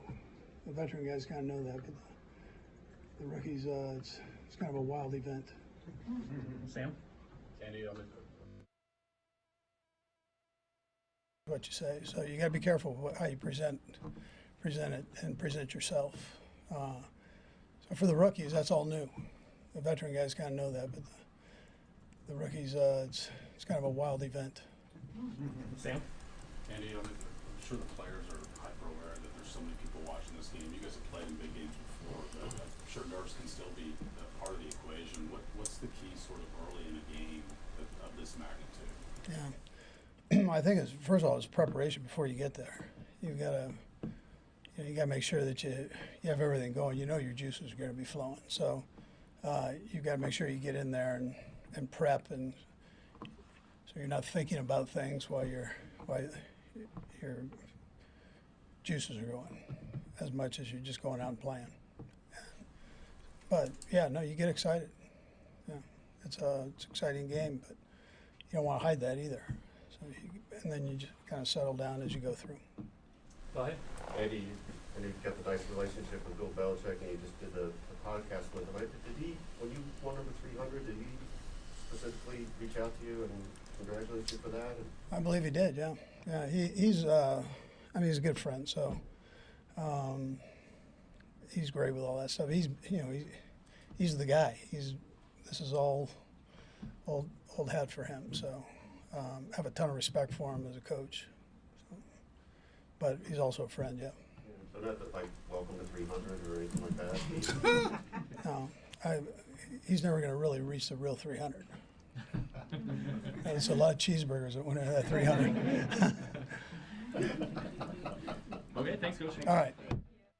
There's Andy Reid, jovial Andy Reid today. Nice. Jokes and a little stand-up comedy there from Andy Reid. And, so a good mood, Andy Reid. Everything getting in place this week. He's talked about it before, the number of times they played in the Super Bowl, that this is the week when everything gets installed. Here's Patrick Mahomes. Sick of the Chiefs, whatever.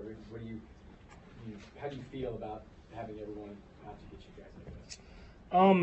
I try not to listen to it too much. I think more than anything, I just try to embrace who we have in this locker room and the personalities and how we enjoy playing football. And I believe if we play football the right way and we compete and go out there and play our best football, that I'll always have my guys' backs. And so we got a lot of good dudes in this locker room, and all we're going to do is compete and try to win football games. Patrick, when it comes to names like Michael Jordan, Kobe Bryant, Derek Jeter, ones that are synonymous with the words 3P, and your name and the Kansas City Chiefs organization could be involved with that. How much is that just a motivating factor to win this game even more, just to be on the line of legends that those names are? Yeah, I mean, I think you always want to leave a legacy and kind of make your imprint on history, but more than anything, you just want to accomplish a goal that you have with your teammates. When you start at St. Joe, your goal is to win the Super Bowl.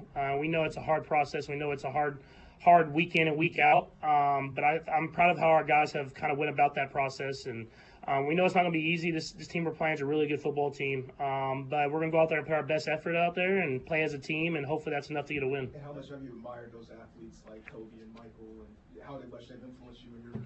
Yeah, for sure. I mean, I think more than anything is you see the competitors that they are, is that they're going to do whatever it takes to win. That's what you have to be in order to have success in professional sports, is a competitor, someone that's going to put in the work every single week. And watching them and listening to things when they talk about, that's helped shape my career on how I have to work. And obviously, it's a long ways, I feel like, still for me to go to be mentioned with those guys, but I'll try to do whatever I can to be close enough as I can be. Patrick, you've talked before about how every year is different and the journey's different. Is there something that stands out about this year's journey to this point, understanding you still have one game left?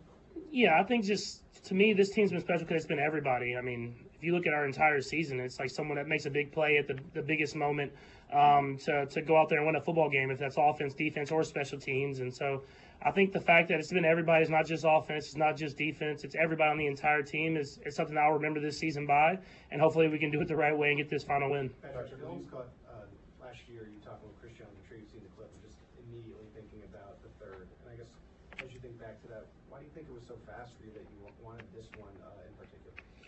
I don't know if it was just this one in particular. It's just when you're on that stage and you're celebrating, you start thinking about the guys that are coming back. You think about how young that football team was last year, and you knew that we had a chance to be in this position.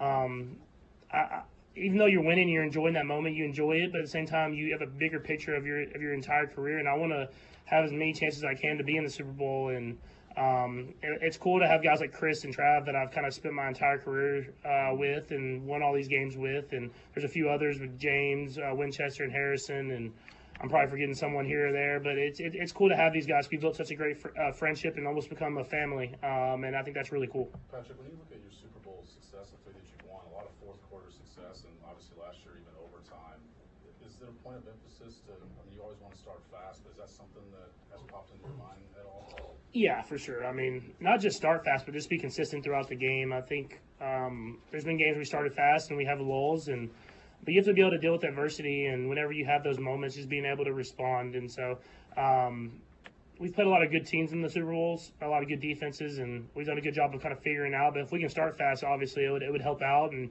make it to where we don't have to necessarily have a fourth quarter comeback every time. But however you find a way to win, you find a way to get a win. Andy mentioned the fact that you guys ran 65 toss power trap last week. I wonder what it was like calling that in the huddle, and what the appreciation you have for the history of that play too. Yeah, for sure. I wish it would have scored. It got close, but Yeah, the history of that play, the history of this organization, it runs through this entire team. I mean, just like last week getting that Lamar Hunt trophy back at home, I mean, it's special for us, and that's one of our goals is to get that trophy and to win it at Arrowhead. It's a special moment, and so being able to run that play, one that I've watched and one that we have a room named after, next time we'll just try to find a way to get it in the end zone.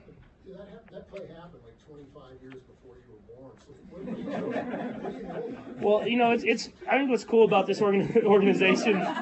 I know what's cool about this organization is that we always go back and look at the history of it. And if you look at Hank Stram and Lynn Dawson and all the Hall of Famers, I think it's like 6 or 7 Hall of Famers on that football team. It's we go and we have museums and we learn. And I talk to other guys and other quarterbacks whenever they come in our room, like Carson or Chris or whoever that is, about the history of the Chiefs. And so I think that's the cool thing about the NFL is that you can look back at these special moments in organizations and really what defines organizations. And so that was a huge moment for this organization. What makes you guys aware of those things? Is it Andy? Is it H? Is it Donovan? Is it somebody else? It starts with Clark. I mean, we talk about it before every single training camp.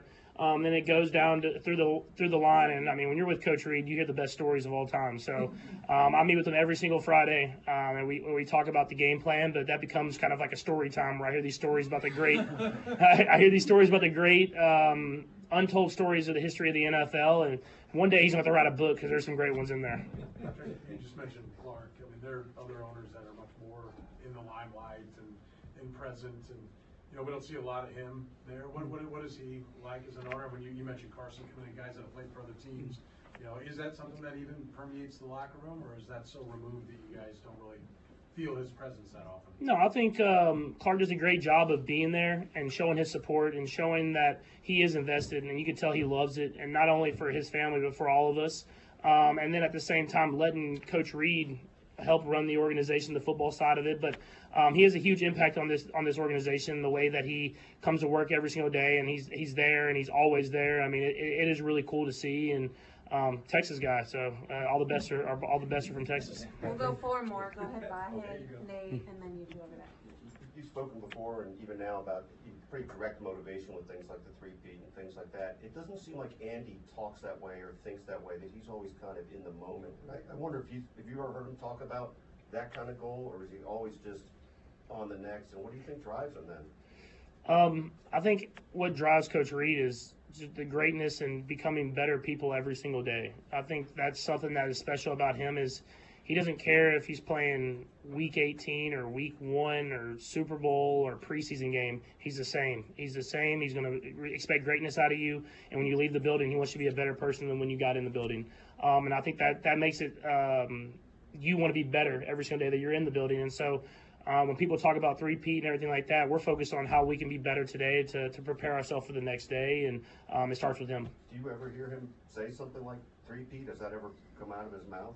I think the only time I've heard him say it is like to the media whenever y'all ask him about it. So he's very locked in on just how can we be great with our cadence today at practice. So that's just the stuff that Coach Reed focused on. Nate.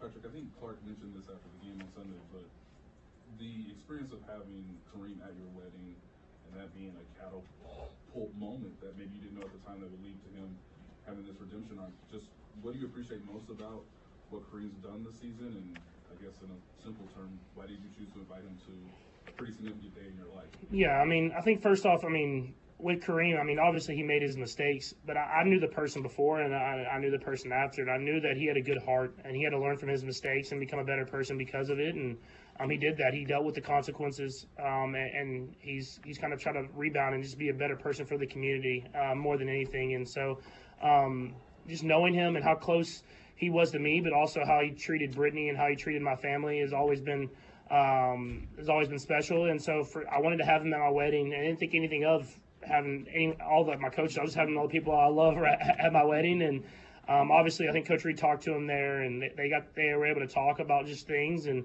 we never knew that was going to be coming back to the Chiefs, but getting them back now, you can tell he appreciates the moment. He appreciates being out there on the practice field and being in the building. And it's been fun for him to have the impact on this team that he's had, and it's been a big impact.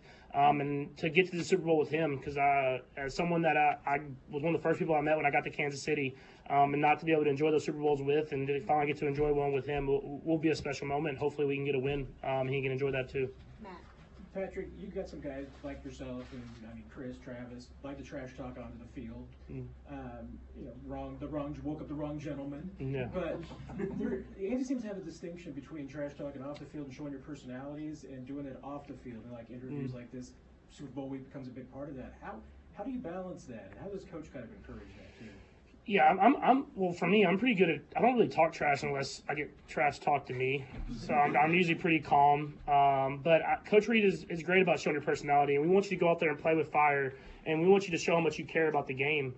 But we have respect for the game as well, and so we respect the guys on the other side of the football. We know how hard it is to get to this point and how great of a football team and great football players you have to be. And so that's why it's just genuine. You're just honest, and you respect the guys on the other side of the football. When you're in between the lines, you show your fire, you show your love for the game. But when you're off the field, you show respect for the game, and I think that's important, and I think that's why we're in the position that we're in.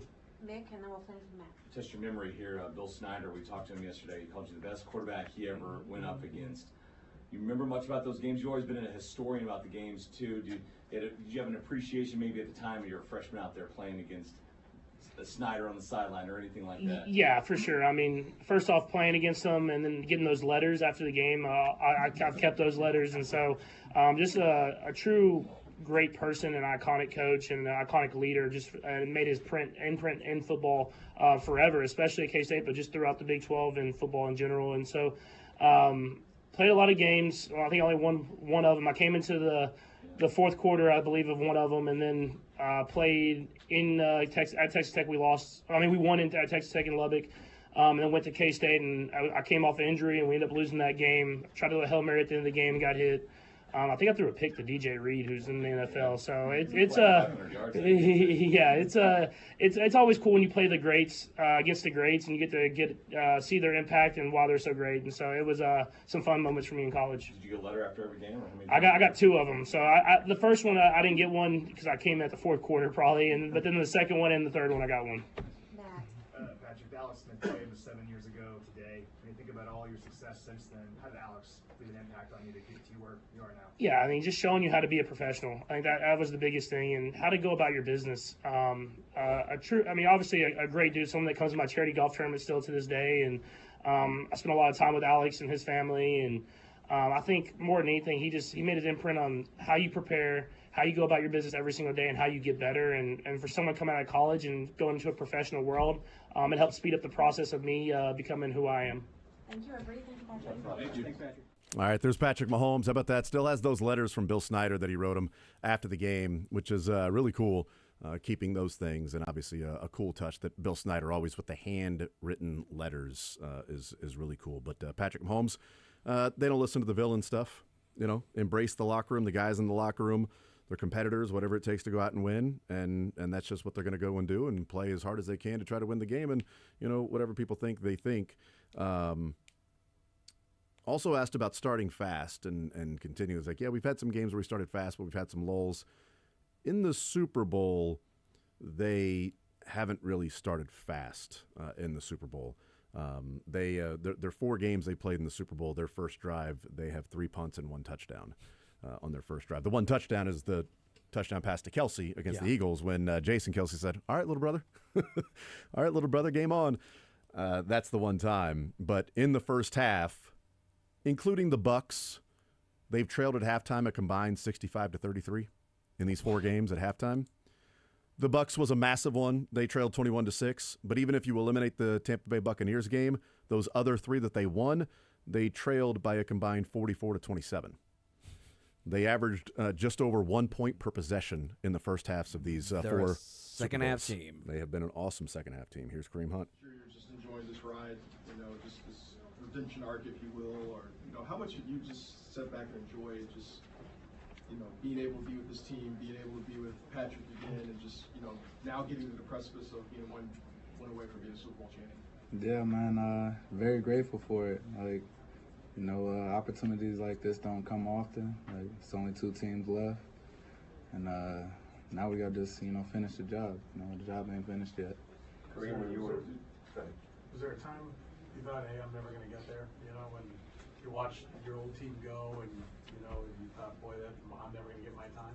Yeah, I definitely thought that. It went through my head for sure. I didn't know if I was gonna get the opportunity to, really step back out there on the field, and also, I tried everything to, help, when I was in Cleveland, bring one there. But look, it's not easy, and I'm grateful to be here, in this, good organization that just, got the juice. They know what they're doing, and they know how to, plan the second season. Kareem, when you went back out on the field Sunday after the game, I think you posted a video on your Instagram. What were you thinking about as you were walking around out there?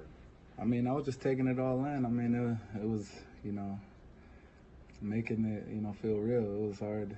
It didn't feel really real at, the time to know that, you're headed to the Super Bowl. And, I mean, I feel like that's every football player's dream. Everybody in the NFL, dream to win a Super Bowl, and they work every day to, every 32 teams come in like, all right, this our year. We trying to go to the Super Bowl. So that's for everybody.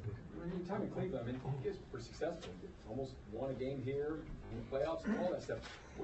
What's the secret sauce? What's the difference? You've been in both kind of places. Honestly, I would say the way, we work. I mean, we focus on the details here. Every little thing matters.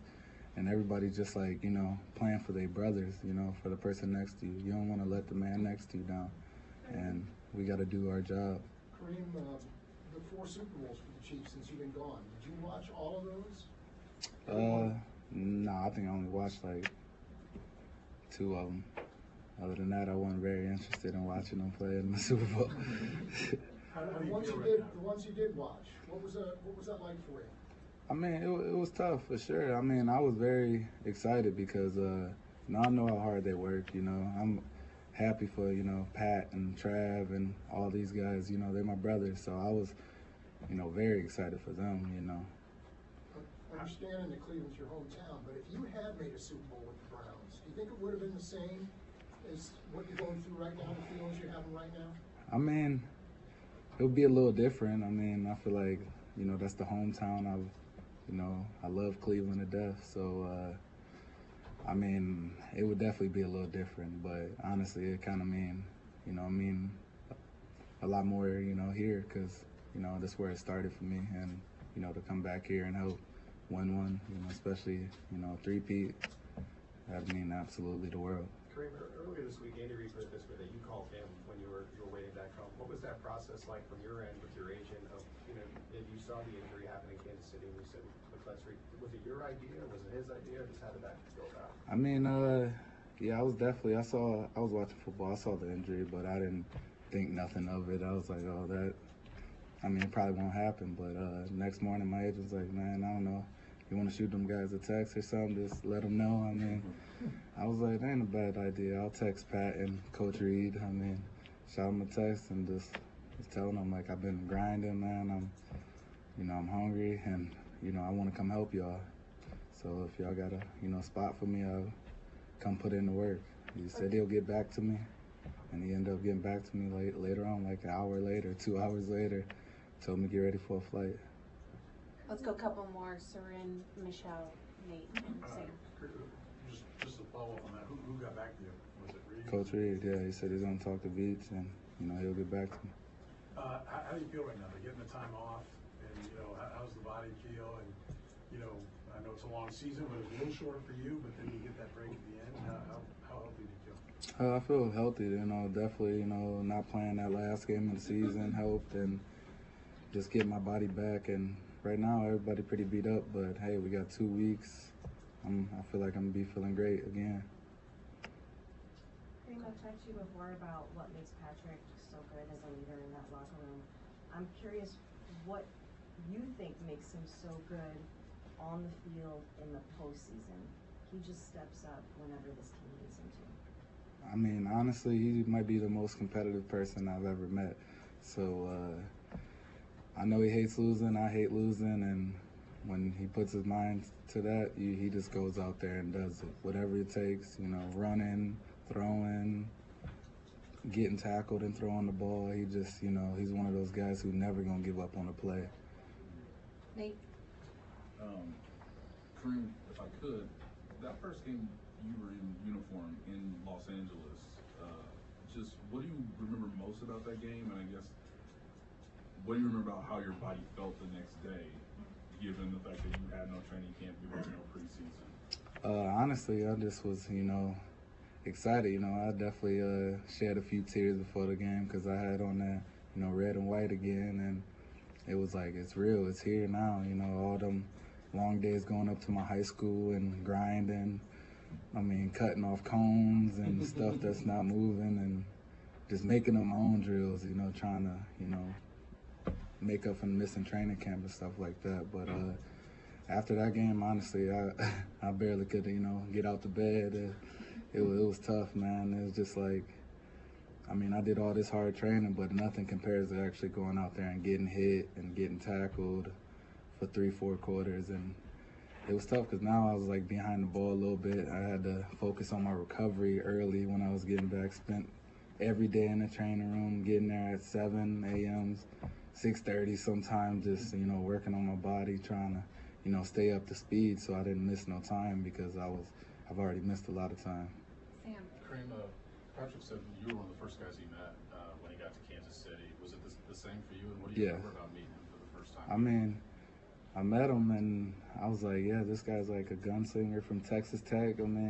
Watch his highlights. I was like, okay, we gonna take this thing over, man. We gonna, bring a winning culture, win some Super Bowls. We came in together. We were roommates, as rookies, and hung out all the time, man. We used to go to Topgolf, do everything together, just hang out all the time. So it was kind of weird because I was actually playing and stuff with Alex, and he was just the backup, and now he's the man, the face. Thank you, everybody. Thank you. Thank you. There you go. Kareem Hunt's been a big part of this team and why they are in the position they are, getting ready for the Super Bowl, and he gets to play in the Super Bowl. Interesting. Said that, I haven't watched the Super Bowls. Maybe a couple, but didn't watch the Super Bowls. The ones that the Chiefs were in or were not in? I think these, specifically about the 4 that they have played in since he was not been a part of the team, unfortunately for him. But Justin Reed and Trent McDuffie are doing rock, paper, scissors right now to see who's going first. Justin Reed lost. Justin Reed's up right now. Here's Justin Reed. Just talk about that and how things are going. How's mom? Yeah. Most exciting thing that happened over the last couple weeks for me. We're trading off getting some sleep right now. But it's just the usual things, feeding, sleeping, cleaning diapers. We're getting a lot of practice at those. Your hometown's about an hour outside of New Orleans, is that Yeah. right? Do you call yourself a New Orleans native when you're talking to people? No. Yeah, No? I'm a Baton Rouge native. Yeah, Close but to Baton Louisiana animal, all the things. Yeah. Yeah, but is this still close enough to? Yeah, absolutely. Get that Yeah, call? my brother's place is right around the corner from where we'll be staying. So. You were playing the Superdome in your youth? Yeah, so I watched him play one time when he was with the 49ers. I was in the stands for that game. And we played one game a little while back. Actually played 2 games in the Superdome. So, yeah, definitely a cool spot to be. So how you managing tickets this week, or where you're getting? Bro, yeah, tickets prices are running up, man. Like, I got 30 of them. Yeah, so you got to make sure. We're excited to go play, and we're chasing glory, but we got to win just for me to break even. Justin, when we did the Super Bowl 6 straight years, naturally there are comparisons with the defenses leading up. When you think about the first 2 Super Bowl teams of this run, what makes this version unique, you think? Yeah, every year is so different. I think what's made this so cool is that, in a lot of ways, like the reunion type of year. We have guys coming back. Kareem Hunt has came back. Juju Smith-Schuster has come back. Other guys, Jody Fortson has come back too. For me, I played with D-Hop before. He's come to the team mid-season, been a huge help. So it's about overcoming challenges and injuries. I think this is the most injury-riddled year that we've had. And, overcoming that and still finding ways to go out and get wins, no matter special teams, offense, or defense. Justin, it seemed like obviously you watched film of the play with Shakur where he's in motion and you stop him. Can you take me through that play? Yeah. So, film study. Coach Merritt, Coach Donald D'Angelo, we have conversations. I meet with them at 7 a.m. for about 30 minutes before the rest of the meetings start. And through film study, I just recognize a formation that when they get in that look, trip speed for strong, and Shakir is somewhere in that number 2, number 3 spot that they a lot of times do RPO. They did it like the first or second play of the game. They did it again later in the game, and I just shot my gun at it. What's that feeling when that homework pays off in that way? Yeah, I mean that's what we're here to do. Film study any way that you can find an edge, and then you're able to see that and apply it on field. That's where you make some plays and hopefully turn the tide in the game. The big blitz at the end was obviously a huge play, and Steve's known for that. I'm just curious, when you get in here, and I'm sure you heard a reputation of what he is and what he does. Is there a moment when you first start seeing all the blitzes and what he'll call and what he'll do, where you're kind of sets you back, kind of shocks you on how aggressive he can be at times? Yeah, no. you get used to it. I mean, my first year here, like the amount of different pressures and cover zeros and simulated pressures, like the sheer volume of it was like a little bit like, whoa, this is really deep. I haven't been a part of something like this before. But as you get a ton of reps at it and you start to get a feel for the defense and start building your confidence in it, then you start to be like, you're almost hungry for it. Like, yeah, let's put in more. Like, let's put in something else that somebody hasn't seen. And then you just keep building that arsenal, and he's able to pull from it whenever he wants. We'll go Vahe and then Nick. Justin, of course, you're working more directly with Steve and other coaches on your side of the ball, but I wonder what you attribute Andy Reid's success to, and what you've seen in him that suggests he could be this kind of Yeah, a couple of things. One is just his sheer consistency. He is the same guy every day of the week. You know exactly what you're getting, and the standards are known and they're expected and they're demanded, honestly. And we go out and we play at a Chiefs level of football. And then 2 is he's like, I said this the same thing about Coach Spags last week in a presser, but I mean, it all stems from the top, right? Coach Reid builds things around his players, like he highlights strengths. And he'll bring a guy in and he'll create plays for him and he'll do different things. And he might go back 30 years in tape and find a play and bring it out and be like, well, I know we have this guy and I want to highlight him and his skill set to do this week. And he's really creative about it and they have a lot of fun doing it. So it's a fun environment to play in. The amount of consistency here, just to have a routine that and the standards are expected, it's awesome to play in and be in an environment like that. And I think that's a huge credit to what our success has been. Do you also see his ability to connect directly with players individually? I mean, is that something you can see even at your distance? Yeah, absolutely. Like he allows his coaches to coach, but he also, like, when he feels the need to have a personal conversation with guys, he's had a handful of them with me over the years, both on positive things and things that he thinks that I could improve on or whatever it is. But like his timing with his conversations and his tone with it is just top notch. Justin, you obviously did your homework before you signed here, but anything about playing for Andy surprise you or different than maybe you thought it would be before you got here? Yeah, there's no real way to talk about how the training camps are until you actually get here and experience it, because I'm like, oh yeah, training camp, I mean, how bad could it be? And then you go in there and you're running a 20-play drive, back-to-back tempo, and 15 of those plays are all deep balls, and you're running back to the line of scrimmage to do it again.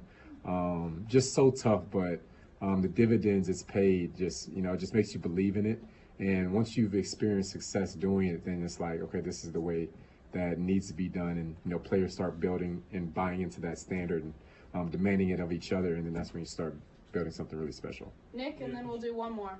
Justin, what does it mean to you to be a part of DeAndre getting the moment of being an AFC champion and playing in the Super Bowl or Kareem? Yeah, bro, I'm so excited. I mean, I sent a tweet out 2 years ago, like trying to reach out to D-Hop to get on, hey man, come win a ring in KC, and we get to make good on that promise and have an opportunity to do that next Sunday. So so excited for those guys, and it's the best to see players like their first time winning an AFC championship or winning a Super Bowl. That was just me 2 years ago, and getting spoiled, being an opportunity to go and do it a third time. But like those first time guys, it's so cool seeing the look in their eye and their excitement. Speaking of those first time guys, your advice for them to handle the circus known as opening night?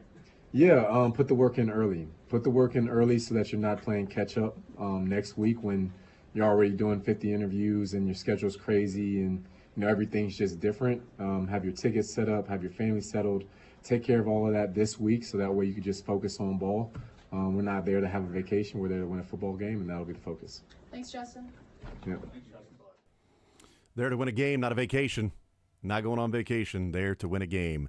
get everything done early. We're going to hear from Trent McDuffie pretty quickly since he lost paper, rock, scissors to Justin Reed Whoa, to go rock, first. paper, scissors. Rock, paper, scissors, paper, rock, scissors. Yeah, well, no. Scissors, paper, rock. What? Stop. Rock, paper, scissors, shoe. Here's Trent McDuffie. How often have you guys had to do little rock, paper, scissors to settle things? That would look like you guys. Not too much. Honestly, that's more my thing. Whenever we're doing something, even like on the field, we got to go cover somebody or a blitz or something. It's like rock, paper, scissors it out, bro. Keep it easy. Say it again. Your go-to is rock. Come on now. You just see, like, I can't say nothing. So Jalen Hurts has been criticized this season just for not being able sometimes to put up consistent yardage. That wasn't an issue for him, obviously, last week. What stands out to you about how he's playing lately? Yeah, I mean, I think over the whole season, yeah, you can say his stats weren't that great, but I think he was still a really good quarterback. You know, the supporting cast he has as far as O-line, running backs, receivers around him allows him to play more freely. And I think over these past few games, he's really been able to trust his guys out there. You know, trusting his feet, scrambling, and also just trusting his arm and trusting his receivers. Trent seems unafraid to bring defensive backs on the blitz. What's that feeling like when 22 gets the call? I love it. I always tell people I have the biggest smile on my face when I'm blitzing. Like, that's my dead giveaway. If you line up against me, I have the biggest smile on my face. So I think it just goes back to Coach Spags just trusting us. You know what I mean? When you blitz, there's some holes in the defense. Some guys may be put in awkward situations. So whenever he sends a blitz with the game on the line, you know he trusts the back end and trusts the people blitzing. Trent, you're part of the 2022 draft class that knows nothing but winning Super Bowls. How much do you and George and Brian and Leo and all those guys that came in together, how much do you guys sometimes think to yourselves like, yeah, this is all we know is winning, and what did you learn about the culture beforehand that made you guys carry it through to know that all you know is winning Super Bowls? Yeah. I mean, surprisingly, we don't really talk about it that much. You know, I think since it's still early on in our careers, just the day-to-day grind, just like that fight to just keep getting better and keep proving yourself is still like the main thing to us. I think last Sunday, the AFC Championship game was like the first time we all really like just took a moment with each other and hugged each other and just like, wow, like this is an amazing moment. And then you walk right back in the locker room and you can just see the focus in guys' eyes and just understand that there's still so much left to prove. But it's been special to be part of a group like this, coming in as rookies. I think the vets, the leaders, kind of just set the standard and the stage. You know, we came in after they lost the Cincinnati Bengals, and the emotion about it, the energy about going back and understanding how much it meant to them to lose it was huge. And that kind of just set the basis for us moving forward. Trent, once you got the fourth down play call and saw how Buffalo was lining up, what was your confidence level that it was going to work out the way it did? Honestly, whenever Coach Spags calls a blitz, I'm usually pretty confident. You know, I think especially late in the games, he does it very well where you never know what side the blitz is coming. You know, guys may say, yeah, you know, they're going to blitz, but you don't know which way it's coming. And I heard the O-lineman actually check the protection the other way, and right after that, I was like, we got him. So when I blitzed, I mean, Jay Reed was in front of me, George was in front of me, so I was just like, you know what, let me just back up. Like, I don't even blitz no more. Y'all already got him, and yeah, it was just a good feeling. Trent, obviously the Eagles' two primary receivers are built quite different. Yeah. What's the challenge of preparing for both of those guys simultaneously? Yeah, I mean, A.J. Brown is your big physical receiver who can really make all the catches. You know, he does the dirty work.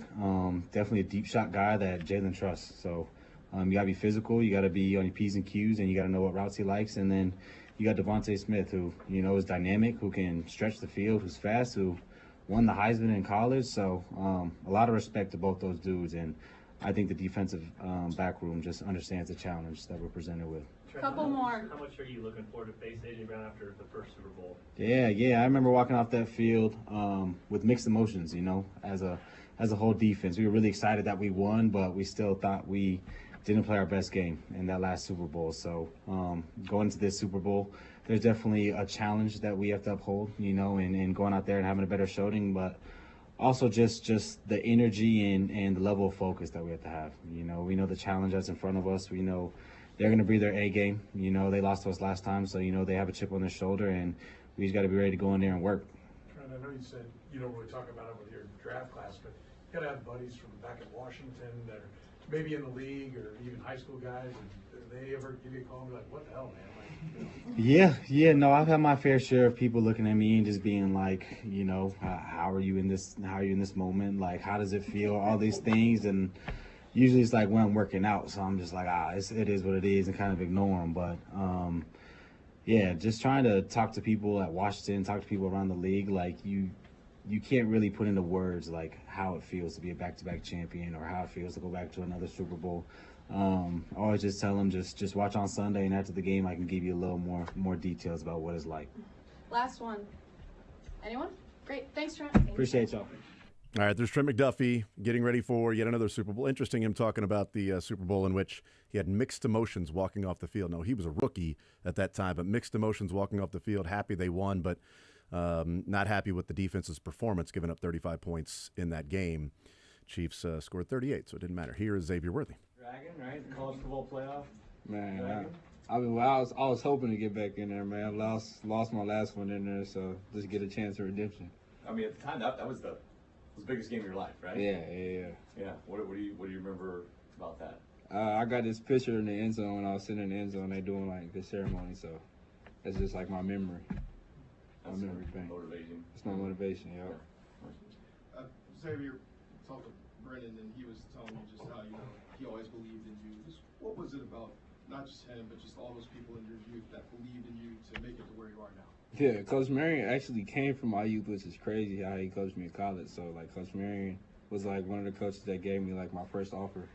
So, like, just talking to him throughout recruiting and having a guy that was actually in college that was helping me every day. Coach Marion was helping me with, like, routes and helping me with videos, sending videos, he critiqued me. So, having him throughout the journey was amazing just to have somebody like that. And how much have you heard from people that believe in you, that see you now going to the Super Bowl in your rookie year? How much of those people that have motivated you and helped you succeed, how comforting is it to hear their message to you and how you've been playing? Man, it's amazing because the people around me, they're my hardest critics. I mean, just they'll tell me when I'm wrong, they tell me when I'm right, but now everybody's telling me I'm right. So you got to kind of got to tune it out and just listen to the people that got you there the whole time. Xavier, the Bills game, 4th and 5, the NFL films showed that everybody was facing the field and you were facing the other direction. I just wondered. Wait, what you talking about? The 4th and 5 that the Bills were trying to run.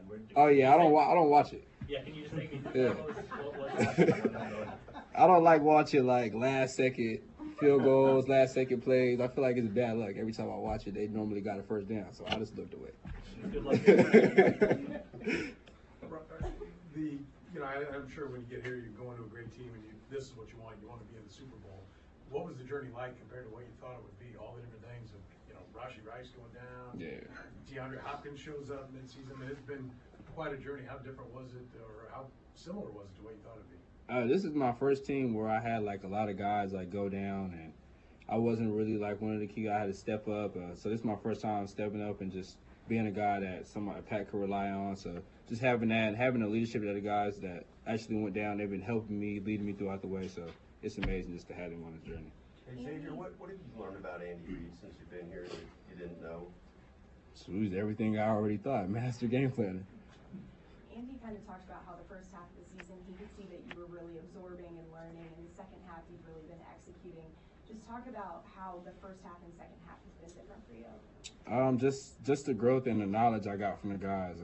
I learned from every mistake I had. All the guys were helping me with just even like the little things I could have gotten. Even the stuff I did good and I could improve on. So I'm just carrying over from what the guys like Trav, Pat, D-Hop, Hollywood, Juju, them guys taught me. So just learning from them.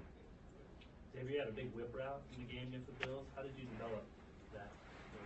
I feel like I always ran a good whip route, even in college. So just, I feel like route running was like a thing that I kind of could work on, but I feel like I had a good feel for. So just like you said, like I said earlier, just learning from the guys like Trav. Trav is one of the best at the league of getting open in zone and feeling man and knowing leverage. So just learning from him. The play you come down with the ball, a contested catch, and what do you have time? Do you have thoughts? Do you have a memory of what it is that he's got it? I got to get it back. The crazy part is I just feel like I felt my hand hit the ball and I just tuck. I tried to tuck as fast as possible. You're used to winning strength battles, right? Is that your game? Must. couple more. Xavier, nobody's better, virtually nobody's better than Patrick on game-winning drives in the fourth quarter, in the clutch. Can you describe being a part of those plays and what his demeanor is and how much belief you have in him in those moments? Man, just going into a game knowing that you have a guy like you just said, like Pat, arguably one of the best players in the clutch. So just going into a fourth quarter and knowing it's close and you have the ball last second drive to go do something, make something, execute, you know Pat's going to come up big. So it's no worries at all. It's kind of atypical for a rookie to have such a performance like in an AFC title. What do you think gives you the edge of being able to stay calm and just play your game in that type of moment? Just my mentality. I go out there just trying to prove everybody wrong. I was coming in to the season doubted. Everybody said, oh, he's not fit to be a big-time receiver. He's too small. He's injury prone. I feel like I proved everybody wrong, and I'm going to continue to prove everybody wrong. Xavier, Andy said he came up to you and your mom after the game. I just wondered what that moment was like for you. Yeah, he just walked by. He seen me and my mom and was just talking to us. I don't know what he's talking to my mom about, but. Last one, I know. Xavier, last two games, 2 big catches. First off against Houston, back shoulder grab, and of course against Buffalo, wrestling it down. How much do you owe that to D-Hop's tutelage since he's come on board? Yeah, like D-Hop said, he's literally my hardest critic. I'm talking about a ball could touch my fingernail, and he'd be like, "You should have caught that." So just him like making it hard on me, and it's always gonna work out. Thanks, everybody. Thank you. Appreciate y'all. Another way that DeAndre Hopkins has been a really good addition for this team in the tutelage there and mentoring of Xavier Worthy. And back-to-back weeks, Xavier Worthy with big catches. The one down the sideline, fought forward against the Texans, made that 50-50 catch. And then, of course, against the Bills, as he said, I heard it, felt it hit my hand and just tried to pull it in. And he did, contrary to popular belief in New York. We'll take a timeout, come back, continue rolling more zone next.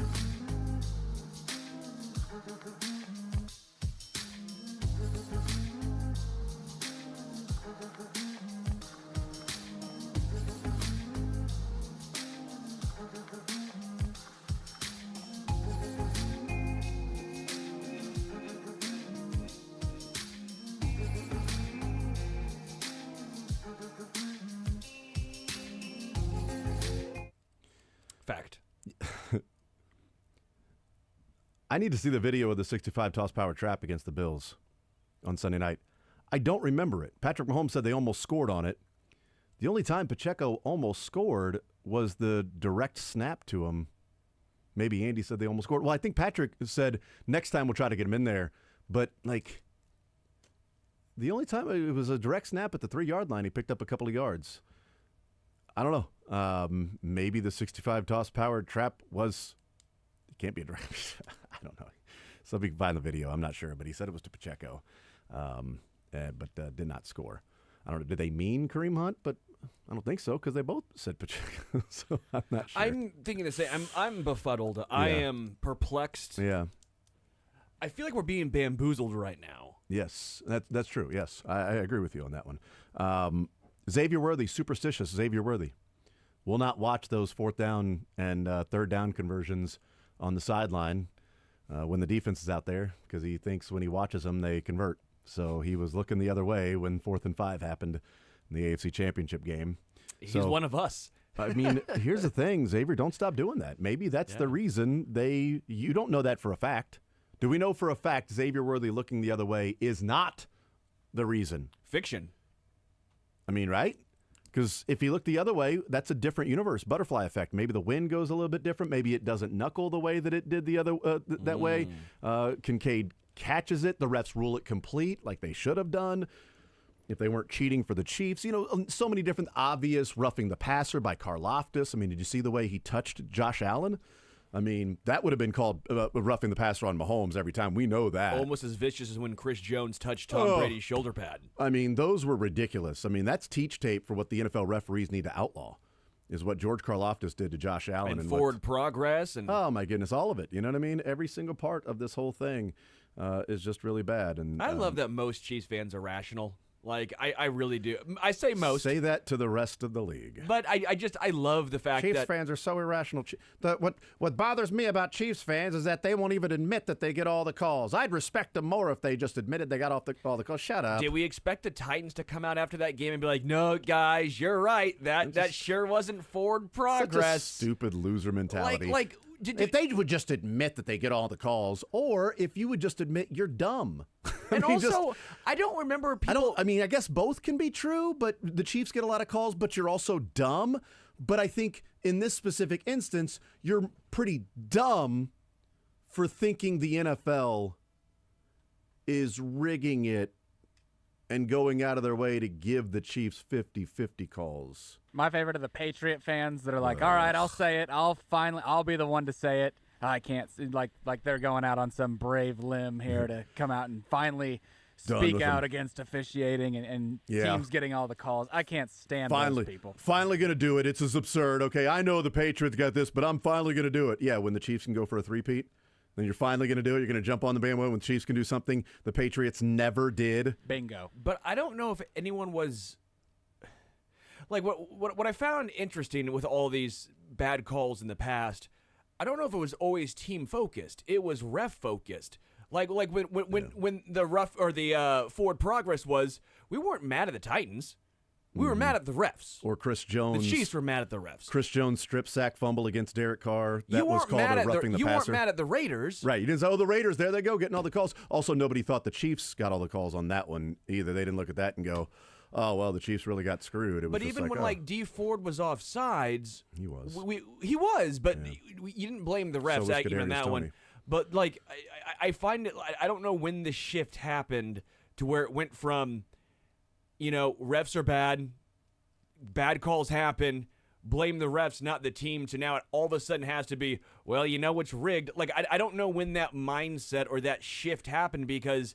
It feels like it's because even with the Patriots, the only time people hated the Patriots was because of Deflategate, Spygate. Or as Julian Edelman said, we had murders and gates when we played. It was a great line by Edelman saying that we had murders and gates, which is true. They had a serial murderer, and they also had two different scandals.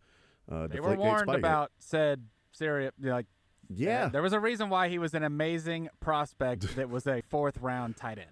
Like, this guy's be a first-rounder. Why is he dropping? He may have killed a couple of people in Gainesville. So don't let him say, oh, well, they cut him immediately after finding out. No. We're not sure if he did or not. It can't really be proven, but he may have murdered a couple of people. How well does he block, though? You know, what's his 40 time? Okay, well, let's Bryce see Carter, if we actually, of can. Arrowhead We'll Addicts, coach the murderer out of him. had a great meme of the two guys on each side of the bus, one looking at the mountain, the other looking over the edge, and it says tight ends that murder people, and then tight ends that date pop stars is obviously the Which one's worse? Yeah. Oh, exactly, man. I don't know when it started, to be honest with you. People want to say that, well, it's because of Taylor Swift. That's when it started. No, because people were bitching about the James Bradbury hold on Juju Smith-Schuster. Turns out Taylor Swift was not dating Travis Kelce in the Super Bowl with the Eagles and Chiefs last time they played. But people come, well, of course, the Chiefs get the call there. So then people want to connect it to Taylor Swift, which is not the case. What I think has happened, I was thinking about this last night. What I think has happened is people have taken this year and they have combined their complaining about luck and the complaining about the refs and combined it into one. Nobody was complaining about the refs with the Ravens game. It was just you got lucky with the toe. Bengals, refs. The refs are the only reason you won that game because it was a bad pass interference call. It was a legit pass interference call. Everybody knows it was a pass interference call, and it was 4th and 16 because they threw the illegal hands to the face. Then you had the Falcons. Well, it was a pass interference in the end zone that should have been called on Brian Cook. They didn't call it. Falcons won only because of that. The Chargers, nobody talked about the refs. Saints, anybody talk about the refs? No, they won by 13. 49ers, nobody talking about the refs there. Raiders, nobody talking about the refs in Elite. Buccaneers, they got lucky, right? In overtime, they should have gone for 2. The Chiefs got lucky in that one. Broncos, Chiefs got lucky. Bills, look at that. It showed their frauds. They weren't getting lucky in a game. Or a call, so therefore they lost to the Bills. Panthers got lucky. They needed a late last drive. Raiders fumbled. They got lucky. And apparently the refs were also screwing over the Raiders by calling it correctly when they wanted a false start, even though that was both luck and refs with that one. Chargers the next week bounced off the uprights. Here's luck. No refs, but it's luck. Browns, nobody complaining about anything there. Texans, what's the complaint there? Don't remember. Steelers beat them down. Broncos, they didn't play, and people were pissed about it. And then the Texans. So they have combined the lucky Broncos, lucky Panthers, lucky Bucks, lucky Chargers bouncing off the uprights with the complaints about the refs and combined it into one. All-encompassing. That it's just refs. They've forgotten about the luck, and they've changed that to they wouldn't have all of these wins if it wasn't for the refs. They've taken luck and counted it with refs altogether because it gives them a safe space. And that's what I don't understand. Is like even the Raiders one, it's one of those situations where you're like, okay, if they would have called it something different, then the ref is actually getting it wrong. But if they called it a false start, the dude already missed 2 50-yard field goals in the game. People are just dumb. My point is there's only one that really stands out, and that's the Falcons game, where I think the Chiefs still probably would have won. Yeah. Falcons should have had the opportunity down 5 with 1st and goal at the 1-yard line with 5 minutes to play. That's what it should have been, because that's the only one that stands out, because the Bengals one was a legit one. Just how Chiefs fans have said, the Falcons one also a legit one. Doesn't matter the time of the game. Yeah, Kadarius Toney was offsides. I'm pissed at Kadarius Toney for lining up offsides. Whether or not it's called often or not doesn't matter. Yeah. He's lined up incorrectly. MVS, it was pass interference in the Packers game. It's not why they lost. The Chiefs should have had, just as I say about the Buccaneers, the Falcons. Chiefs against the Packers last year should have had the opportunity to have 1st and goal at the 5 down 8. I don't think they would have won because I don't know that they scored a touchdown, get a 2-point conversion, then win in overtime the way they had played that game. Sure. They should have had the opportunity, but they had plenty of opportunities that they didn't capitalize throughout the entire game to let it come down to a slimmest of margins that you needed. I mean, you needed a touchdown and a 2-point conversion, and you didn't get what was an obvious call that would have helped you get there. So, I mean, there are a lot of things that take place in a game, but I think that's my theory there. I think this is a season where they have taken the luck and the refs, and they've combined them all into one common commentary that the NFL is rigging it for the Chiefs because you block a field goal against the Broncos and you hit the uprights against the Chargers and you have an overtime win against the Bucks and you have a last-minute drive after the Panthers tie it up and kick a field goal and win. All of that equals luck. And we'll combine it with the Bengals and the Falcons and Texans, I guess, to lead in. Like there was more luck than refs, but somehow it's all the same thing. We'll take a timeout. Where's our next?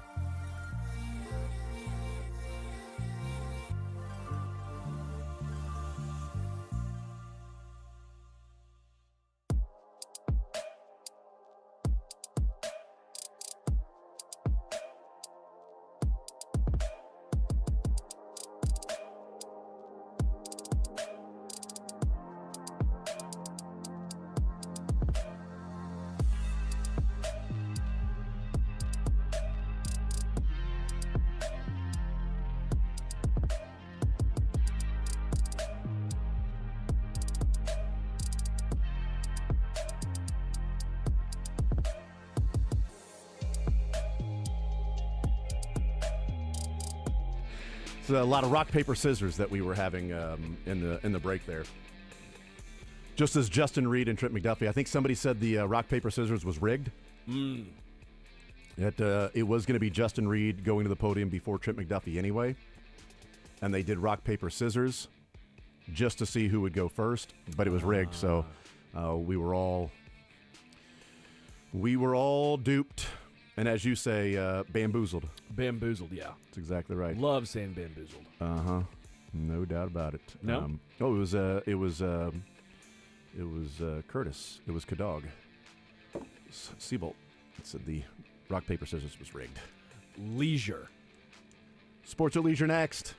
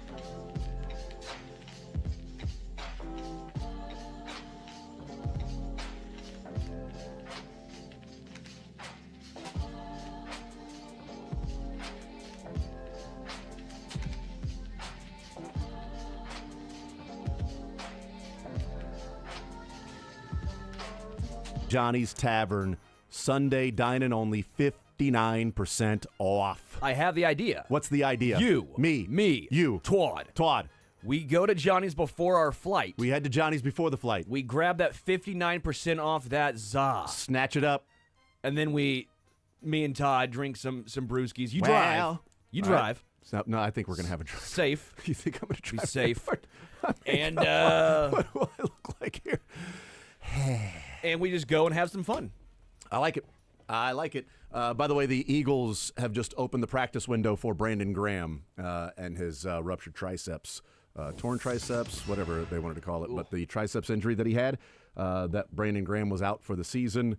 Unless they made the Super Bowl, there was a chance he could return, sort of like Jalen Watson, depending on how late the Chiefs went into the playoffs. But now there is at least a hope or an opening for Brandon Graham to play in the Super Bowl for the which would be great for him because didn't want to retire on IR. Yeah. And now, he might get a chance to play in the Super Bowl and avenge that loss from a couple of years ago. I don't think it makes a difference in how the Chiefs stack up against the Eagles if Brandon Graham plays or not. But it would be cool for him if he got to play. This is not a Taylor Rapp or Christian Benford or Saquon Barkley or something like that.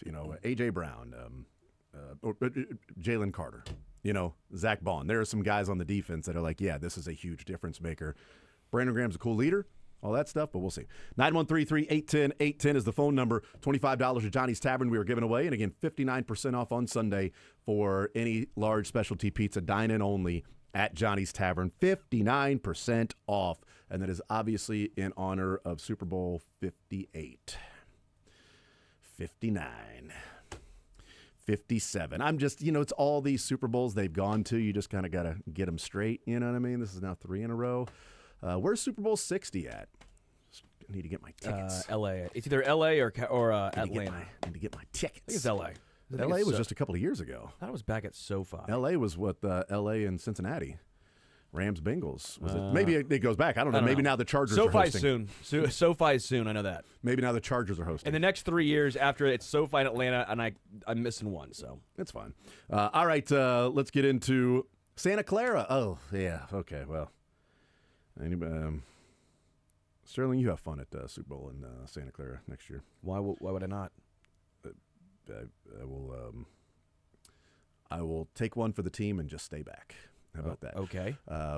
It's just not, it's just spread out and not the best. Like, the traffic is kind of a beat. Like, New Orleans, awesome. I've never been. I like exploring. I've been to L.A. a lot, but I like exploring, and I've never been to San Fran, had never been to Vegas, and I've never been to New Orleans. I've been to, like, all the states, but I've not been to those specific cities. Went to San Fran with my wife in 2016 after we went to Tahoe, which was cool. We saw the Mrs. Doubtfire house. Mm-hmm. Saw the. So you're doing leisure. That's right. Yeah. Yeah, we were leisurely walking around. Saw the Full House. Yeah. It didn't look as full. It looked a lot smaller, actually. Half house. It wasn't nearly as full. Yeah. Painted ladies, all of that stuff. So, all right, let's get into it. We've got Chiefs Super Bowl, and we have NFL Super Bowl questions for you. So, Chiefs Super Bowl, NFL Super Bowl, those are the categories today for a little sports or leisure. What about on the leisure side? At least that's the sports side, I should say. What about on the leisure side? We have some good old potpourri. We have some new riddles. Yeah, baby. You guys crushed riddles last time, and we brought those back. And we have a new one called Name That Band. These are going to be some more... Name That Band! There's some popular bands in here, but it might not be their most popular songs that I give you. Wrist. And then you figure out. Head. All these different bands that are out there. All right, I'm ready to go. Sterling, you ready to play? I am ready. Dylan, what say you? All right, let's play. 913-381-0810. We go to Matt leading us off here on Sports Radio 810 WHB, a little sports or leisure. Matt, what side would you like to start with, sports side or the leisure side?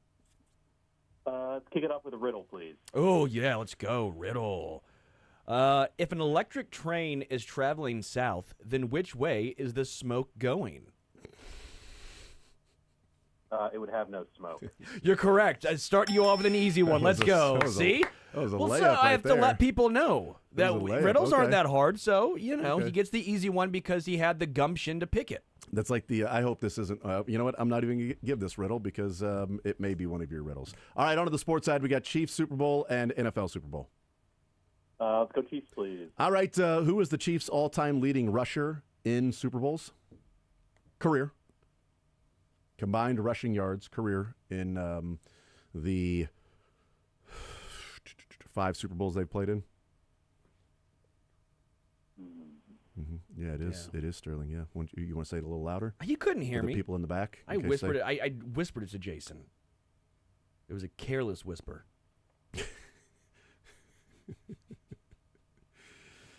I think we've had a different running back. So this is combined. Combined career rushing yards in a Super Bowl. All right. I'm gonna guess. Oh man. I know Damian Williams had a lot in that one, but it was just one. It was just the one. You're right. Just the one. I'm going to guess Patrick Mahomes. Well done. It is Patrick Mahomes. Patrick Mahomes right now with 172 rushing yards. Second place, actually, Pacheco in his 2 games he's played in at 135. And then Damian Williams won, in which he got 104 yards rushing against the 49ers. There. That's a winner. Yes, that is a winner. We will put you on hold. $25 at Johnny's Tavern, which can get you some pretty decent amount of large pizzas there with 59% off on Sunday. Matt, thank you, sir. Appreciate it. And we'll put you on hold, and you get to talk to Dylan, which is also a gift. Oh, jealous. Right on. Thanks, guys. Absolutely. 913-381-0810. See, you get $25 at Johnny's Tavern and a conversation with Dylan. I don't know what's more valuable. Like the Dylan conversation is. Lindsay next up on Sports Radio 810 WHB. Lindsay, sports or leisure, what side would you like to start with? Name that band, por favor, guys. Let's go. All right. Have a drink on me. Who made who? Fly on the wall. Oh, that would be AC/DC. That would be AC/DC. There you go. I got one from each kind of era, too. Cool. Really wanted to... Like Taylor Swift. Yeah, right? Yeah. But it's your version. It's my version. We've got the sports side. We've got Chiefs Super Bowl and NFL Super Bowl. What say you? NFL Super Bowl, please. NFL Super Bowl for you. You know what? Let's just go with this one. Who was the last non-quarterback Super Bowl MVP? Cooper Kupp. There you go. Well, that was easy. Wow, that was easy. He torched us. So I said, here we go. We don't have a lot of time to play, so we're trying to get people That's to get Xavier some Worthy right there. Get some gift cards to head to Johnny's for Sunday. Have a little nice meal. Break a little bread with some friends. I just wanted to make it look easy. I really just call in to talk to Dylan whenever I win every 2 months. So good call. Get it. You know what? It's a good call. You know what, Lindsay? We'll put you on hold, and here comes a conversation with Dylan. Man, congrats to you. Thanks, guys. Congrats to you. It's no sarcasm, Dylan. I'm jealous. You never talk to me. People don't realize how great it is to be around Dylan. He's got a strong look today. The beard's in full force. The dome is shaved. I don't know how strong. I don't know how Dylan is not married yet, to be honest with you. What are you, his mom? I'm just saying. When you gonna get married, Dylan? Huh? My baby Weird. boy. I want some grandkids. All right, who's up next on Sports or Leisure? All right, let's go to Avery next up on Sports Radio 810 WHB. Avery, sports or leisure, what side do you want to start with? I'll do leisure. Jim Rome, you can pick. Do you want to do name that band, riddles or potpourri? Yeah, you can pick. What a great idea. What food manufacturing company headquartered in Battle Creek, Michigan, uses several animal mascots to sell its cereals, such as Newton the Owl, Tony the Tiger, and a rooster named Cornelius? Okay, let's and the Tiger is Frosted Kellogg. Yeah, baby, that's Kellogg's. Yep, great answer. All right, Chief Super Bowl. Who's Newton the Owl, by the way? Anyone know who Newton the Owl is? No, what cereal is that? Cornelius is what, Corn Pops? I mean, I'll take your word for it, that's sure. Corn Pops. I didn't know there was an animal with corn pops. So Did you see that Pop-Tart movie? They had a lot of those mascots, like Snap, Crackle, Pop, and Gig'em the Frog might have been there. I don't know. Gig'em. Newton the Owl. Apparently, it's Cocoa Hoots. Never heard of it. No. Oh, yes, Cocoa Hoots, everybody's favorite non-fictional cereal. Yeah, right. I would just, anytime I think of an owl, it's how many licks to get to the center of a Tootsie Roll Tootsie Pop. You know, and the world may never know. To-hoo. All right, let's go Chiefs or NFL Super Bowl? Do NFL Super Bowl. NFL Super Bowl for you. All right. What's the toughest question I have? Let's see. The toughest question. I don't know that I have a bunch of tough questions here. Damn it. All right, so we'll go with this one. Mahomes had, this is heading into last year's Super Bowl, had 73 completions in his 3 Super Bowl games. That's the third most completions for a player's first 3 Super Bowls. Name, should I do either of the 2 that had more completions than Patrick Mahomes, 73, in their first 3 Super Bowls, or name both of them that had more? I say one. I think either. Well, I'm going to say Kurt Warner, and then I don't know what we're going to do after that. That might be wrong, so I might be done anyway. No, Kurt Warner is in second place with 83. Nice. Yeah, I'll probably just leave it there. You know what? Let's see if you let's challenge. Let's see if you get it. Then we'll decide. How close are you? 3 Super Bowls. 3 of them. and, Completions, not just attempts. Probably not Montana because they. Nope. I mean, like they don't throw as much back then. Yeah. So then, like. Had to play in 3 as well, so you know you've got that. I guess I would say Ben Roethlisberger. It's not Big Ben. You lose. No, it was Peyton. Peyton Manning. Oh yeah, he played in 4. I forgot about that. Peyton with 90, Warner with 83. Peyton or Peyton? Peyton. Peyton. It's debatable. And Mahomes was 73. Those were the top all-time in the first 3 career Super Bowls. And that includes one of them in which Mahomes had the strategy of what if the Chiefs didn't have an offensive line? What would it look like if you had no 5 players in front of the quarterback blocking? If Jason Dillon and myself were the... What would happen if you just grabbed, like Texas A&M went and grabbed the 12th man out of the stands? What if you just went and had a raffle to who would play offensive line in front of Patrick Mahomes against one of the best defensive fronts? We got to see that, everybody, and we're all better for it.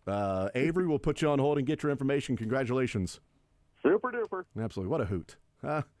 What a hoot. Give a hoot, don't pollute. What a hitter. All right, let's go to Tim next up on Sports Radio 810 WHB. Tim, sports or leisure, what side do you want to start with? Leisure, please. All right, we got potpourri, riddles, and name that band. Name that band. Name that All right. band. We have Out to Get Me, Night Train, It's So Easy. Yeah, it's so easy. Is that the It's same actually song? all off this same album. Oh, well, how about all that? 3 of those songs are. Are we going old school, like 70s or before? That was 89. Oh, okay. I think it was 89. Is it Mozart? One of the. These weren't necessarily rock, right? These are rock. This is actually one of the most okay. famous albums of all time. According to you. Really? Yeah. According to Sterling. Out to Get Me, Night Train, It's So Easy. Holy crap.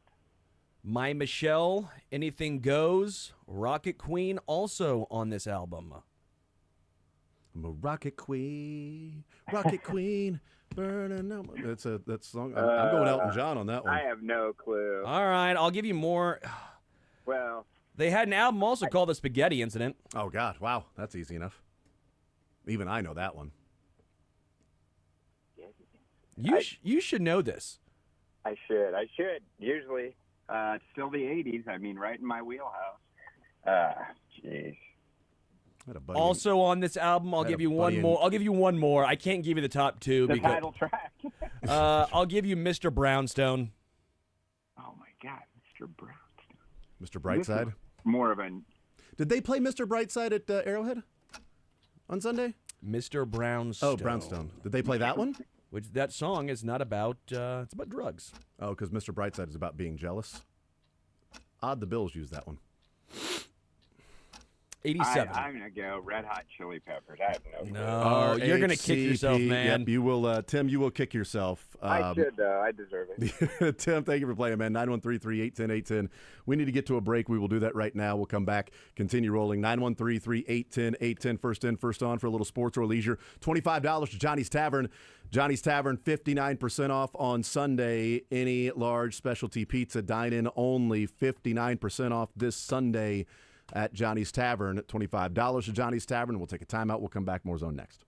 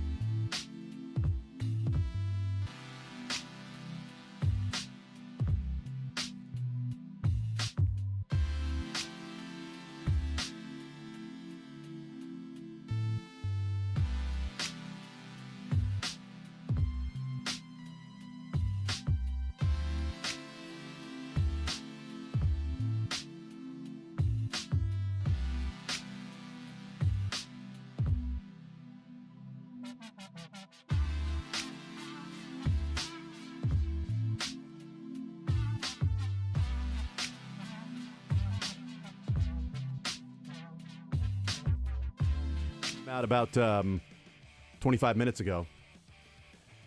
Federal investigators are eyeing Terry Rozier's play in a 2023 basketball game for gambling questions, coming on the heels of Jonte Porter.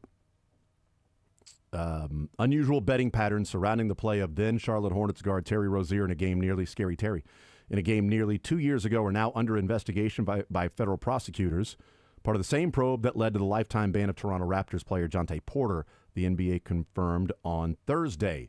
The Wall Street Journal first reported the investigation, noting Rozier, who played for the Hornets and now is with the Miami Heat, has not been charged with a crime, nor has he been accused of wrongdoing.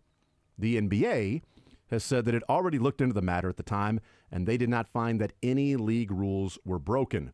The NBA was alerted to unusual betting activity related to Terry Rozier's performance in a game between Charlotte and New Orleans. The league conducted an investigation and did not find a violation of NBA rules. We are now aware of an investigation by the U.S. Attorney's Office for the Eastern District of New York related to this matter and have been cooperating with that investigation. The Miami Heat put out a statement saying, the NBA already did their own investigation, so I'm not sure what's going on now. This is the lamest thing. It literally sounds like some guy was mad because he placed a $65 wager. Yeah, that's the odd part. How does this? Said Terry He didn't Rozier play the rest of the year. Right. The game involving Rozier that is in question was played March 23rd, 2023, a matchup between the Hornets and Pelicans. Rozier played the first 9 minutes, 36 seconds of that game, and not only did not return that night, citing a foot issue, but did not play again that season. Charlotte had 8 games remaining, was not in playoff contention, so it did not seem particularly unusual that Rozier was shut down for the season's final game. And on that day, he finished with 5 points, 4 rebounds, a couple assists in the opening period.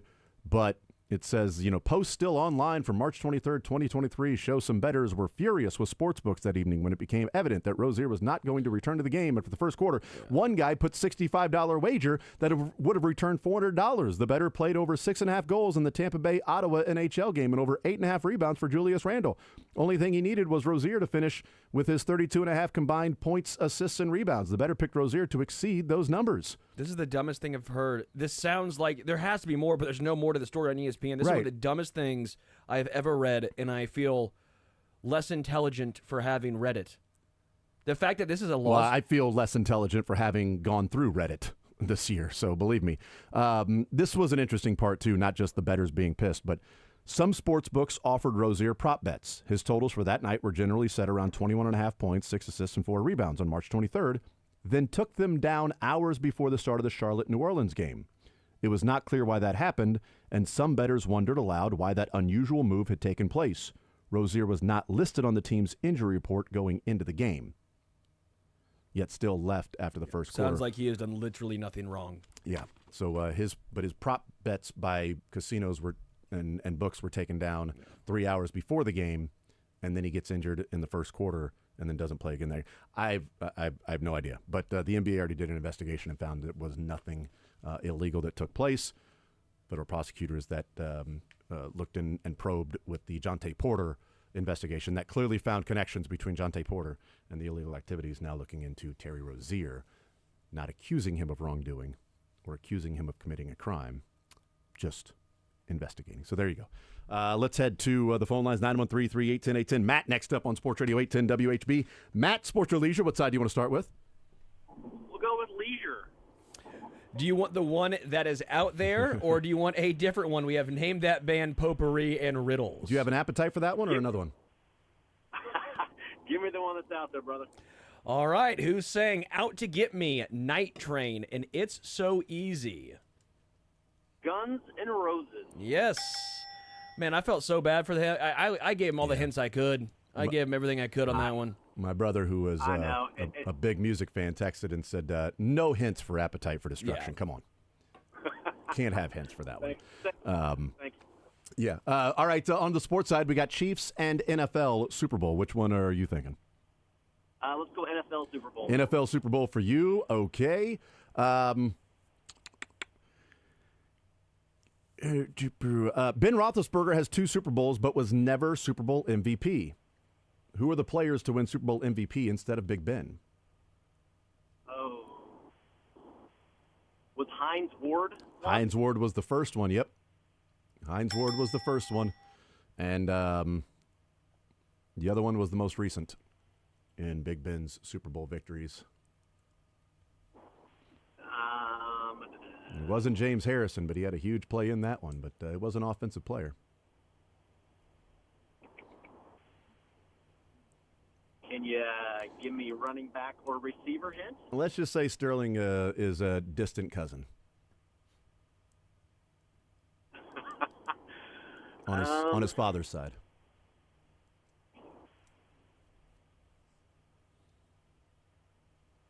Man, I don't know. I won't waste your time. I'm not sure. All right. Be listening in. I think we'll give the answer here pretty soon. Thank you for playing, Matt. 913-381-810. Let's go to Jared next up on Sports Radio 810 WHB. Jared, sports or leisure? What side do you want to start with?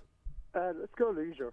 All right, we have Name That Band, Riddles, and Potpourri. Let's go. Name that band. All right, name that band. Sultans of Swing, Walk of Babe Ruth. Life, Money for Nothing. Let's go Kansas. No, it is not Kansas. We were looking for TCU.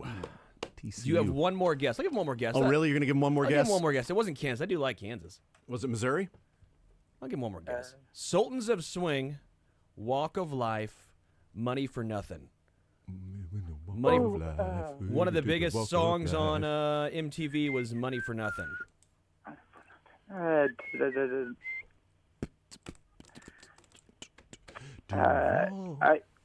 sounds so familiar. Money for Nothing. What do you say? Yeah, What do you say? Throw a dart. In a band. Boston. Why not? Boston. That's not Kansas or Boston. Boston. We'll get there. Jared, thank you for playing, man. I appreciate it. We'll get there. We got cities and states. On cities and states. Cities there, and states and capitals. You know what? You should have a leisure category of cities and states. With bands. Cities and states that are bands. Yes, that's right, man. Oh, dust in the wind. You know what I mean? Aren't we all, though? Where's on?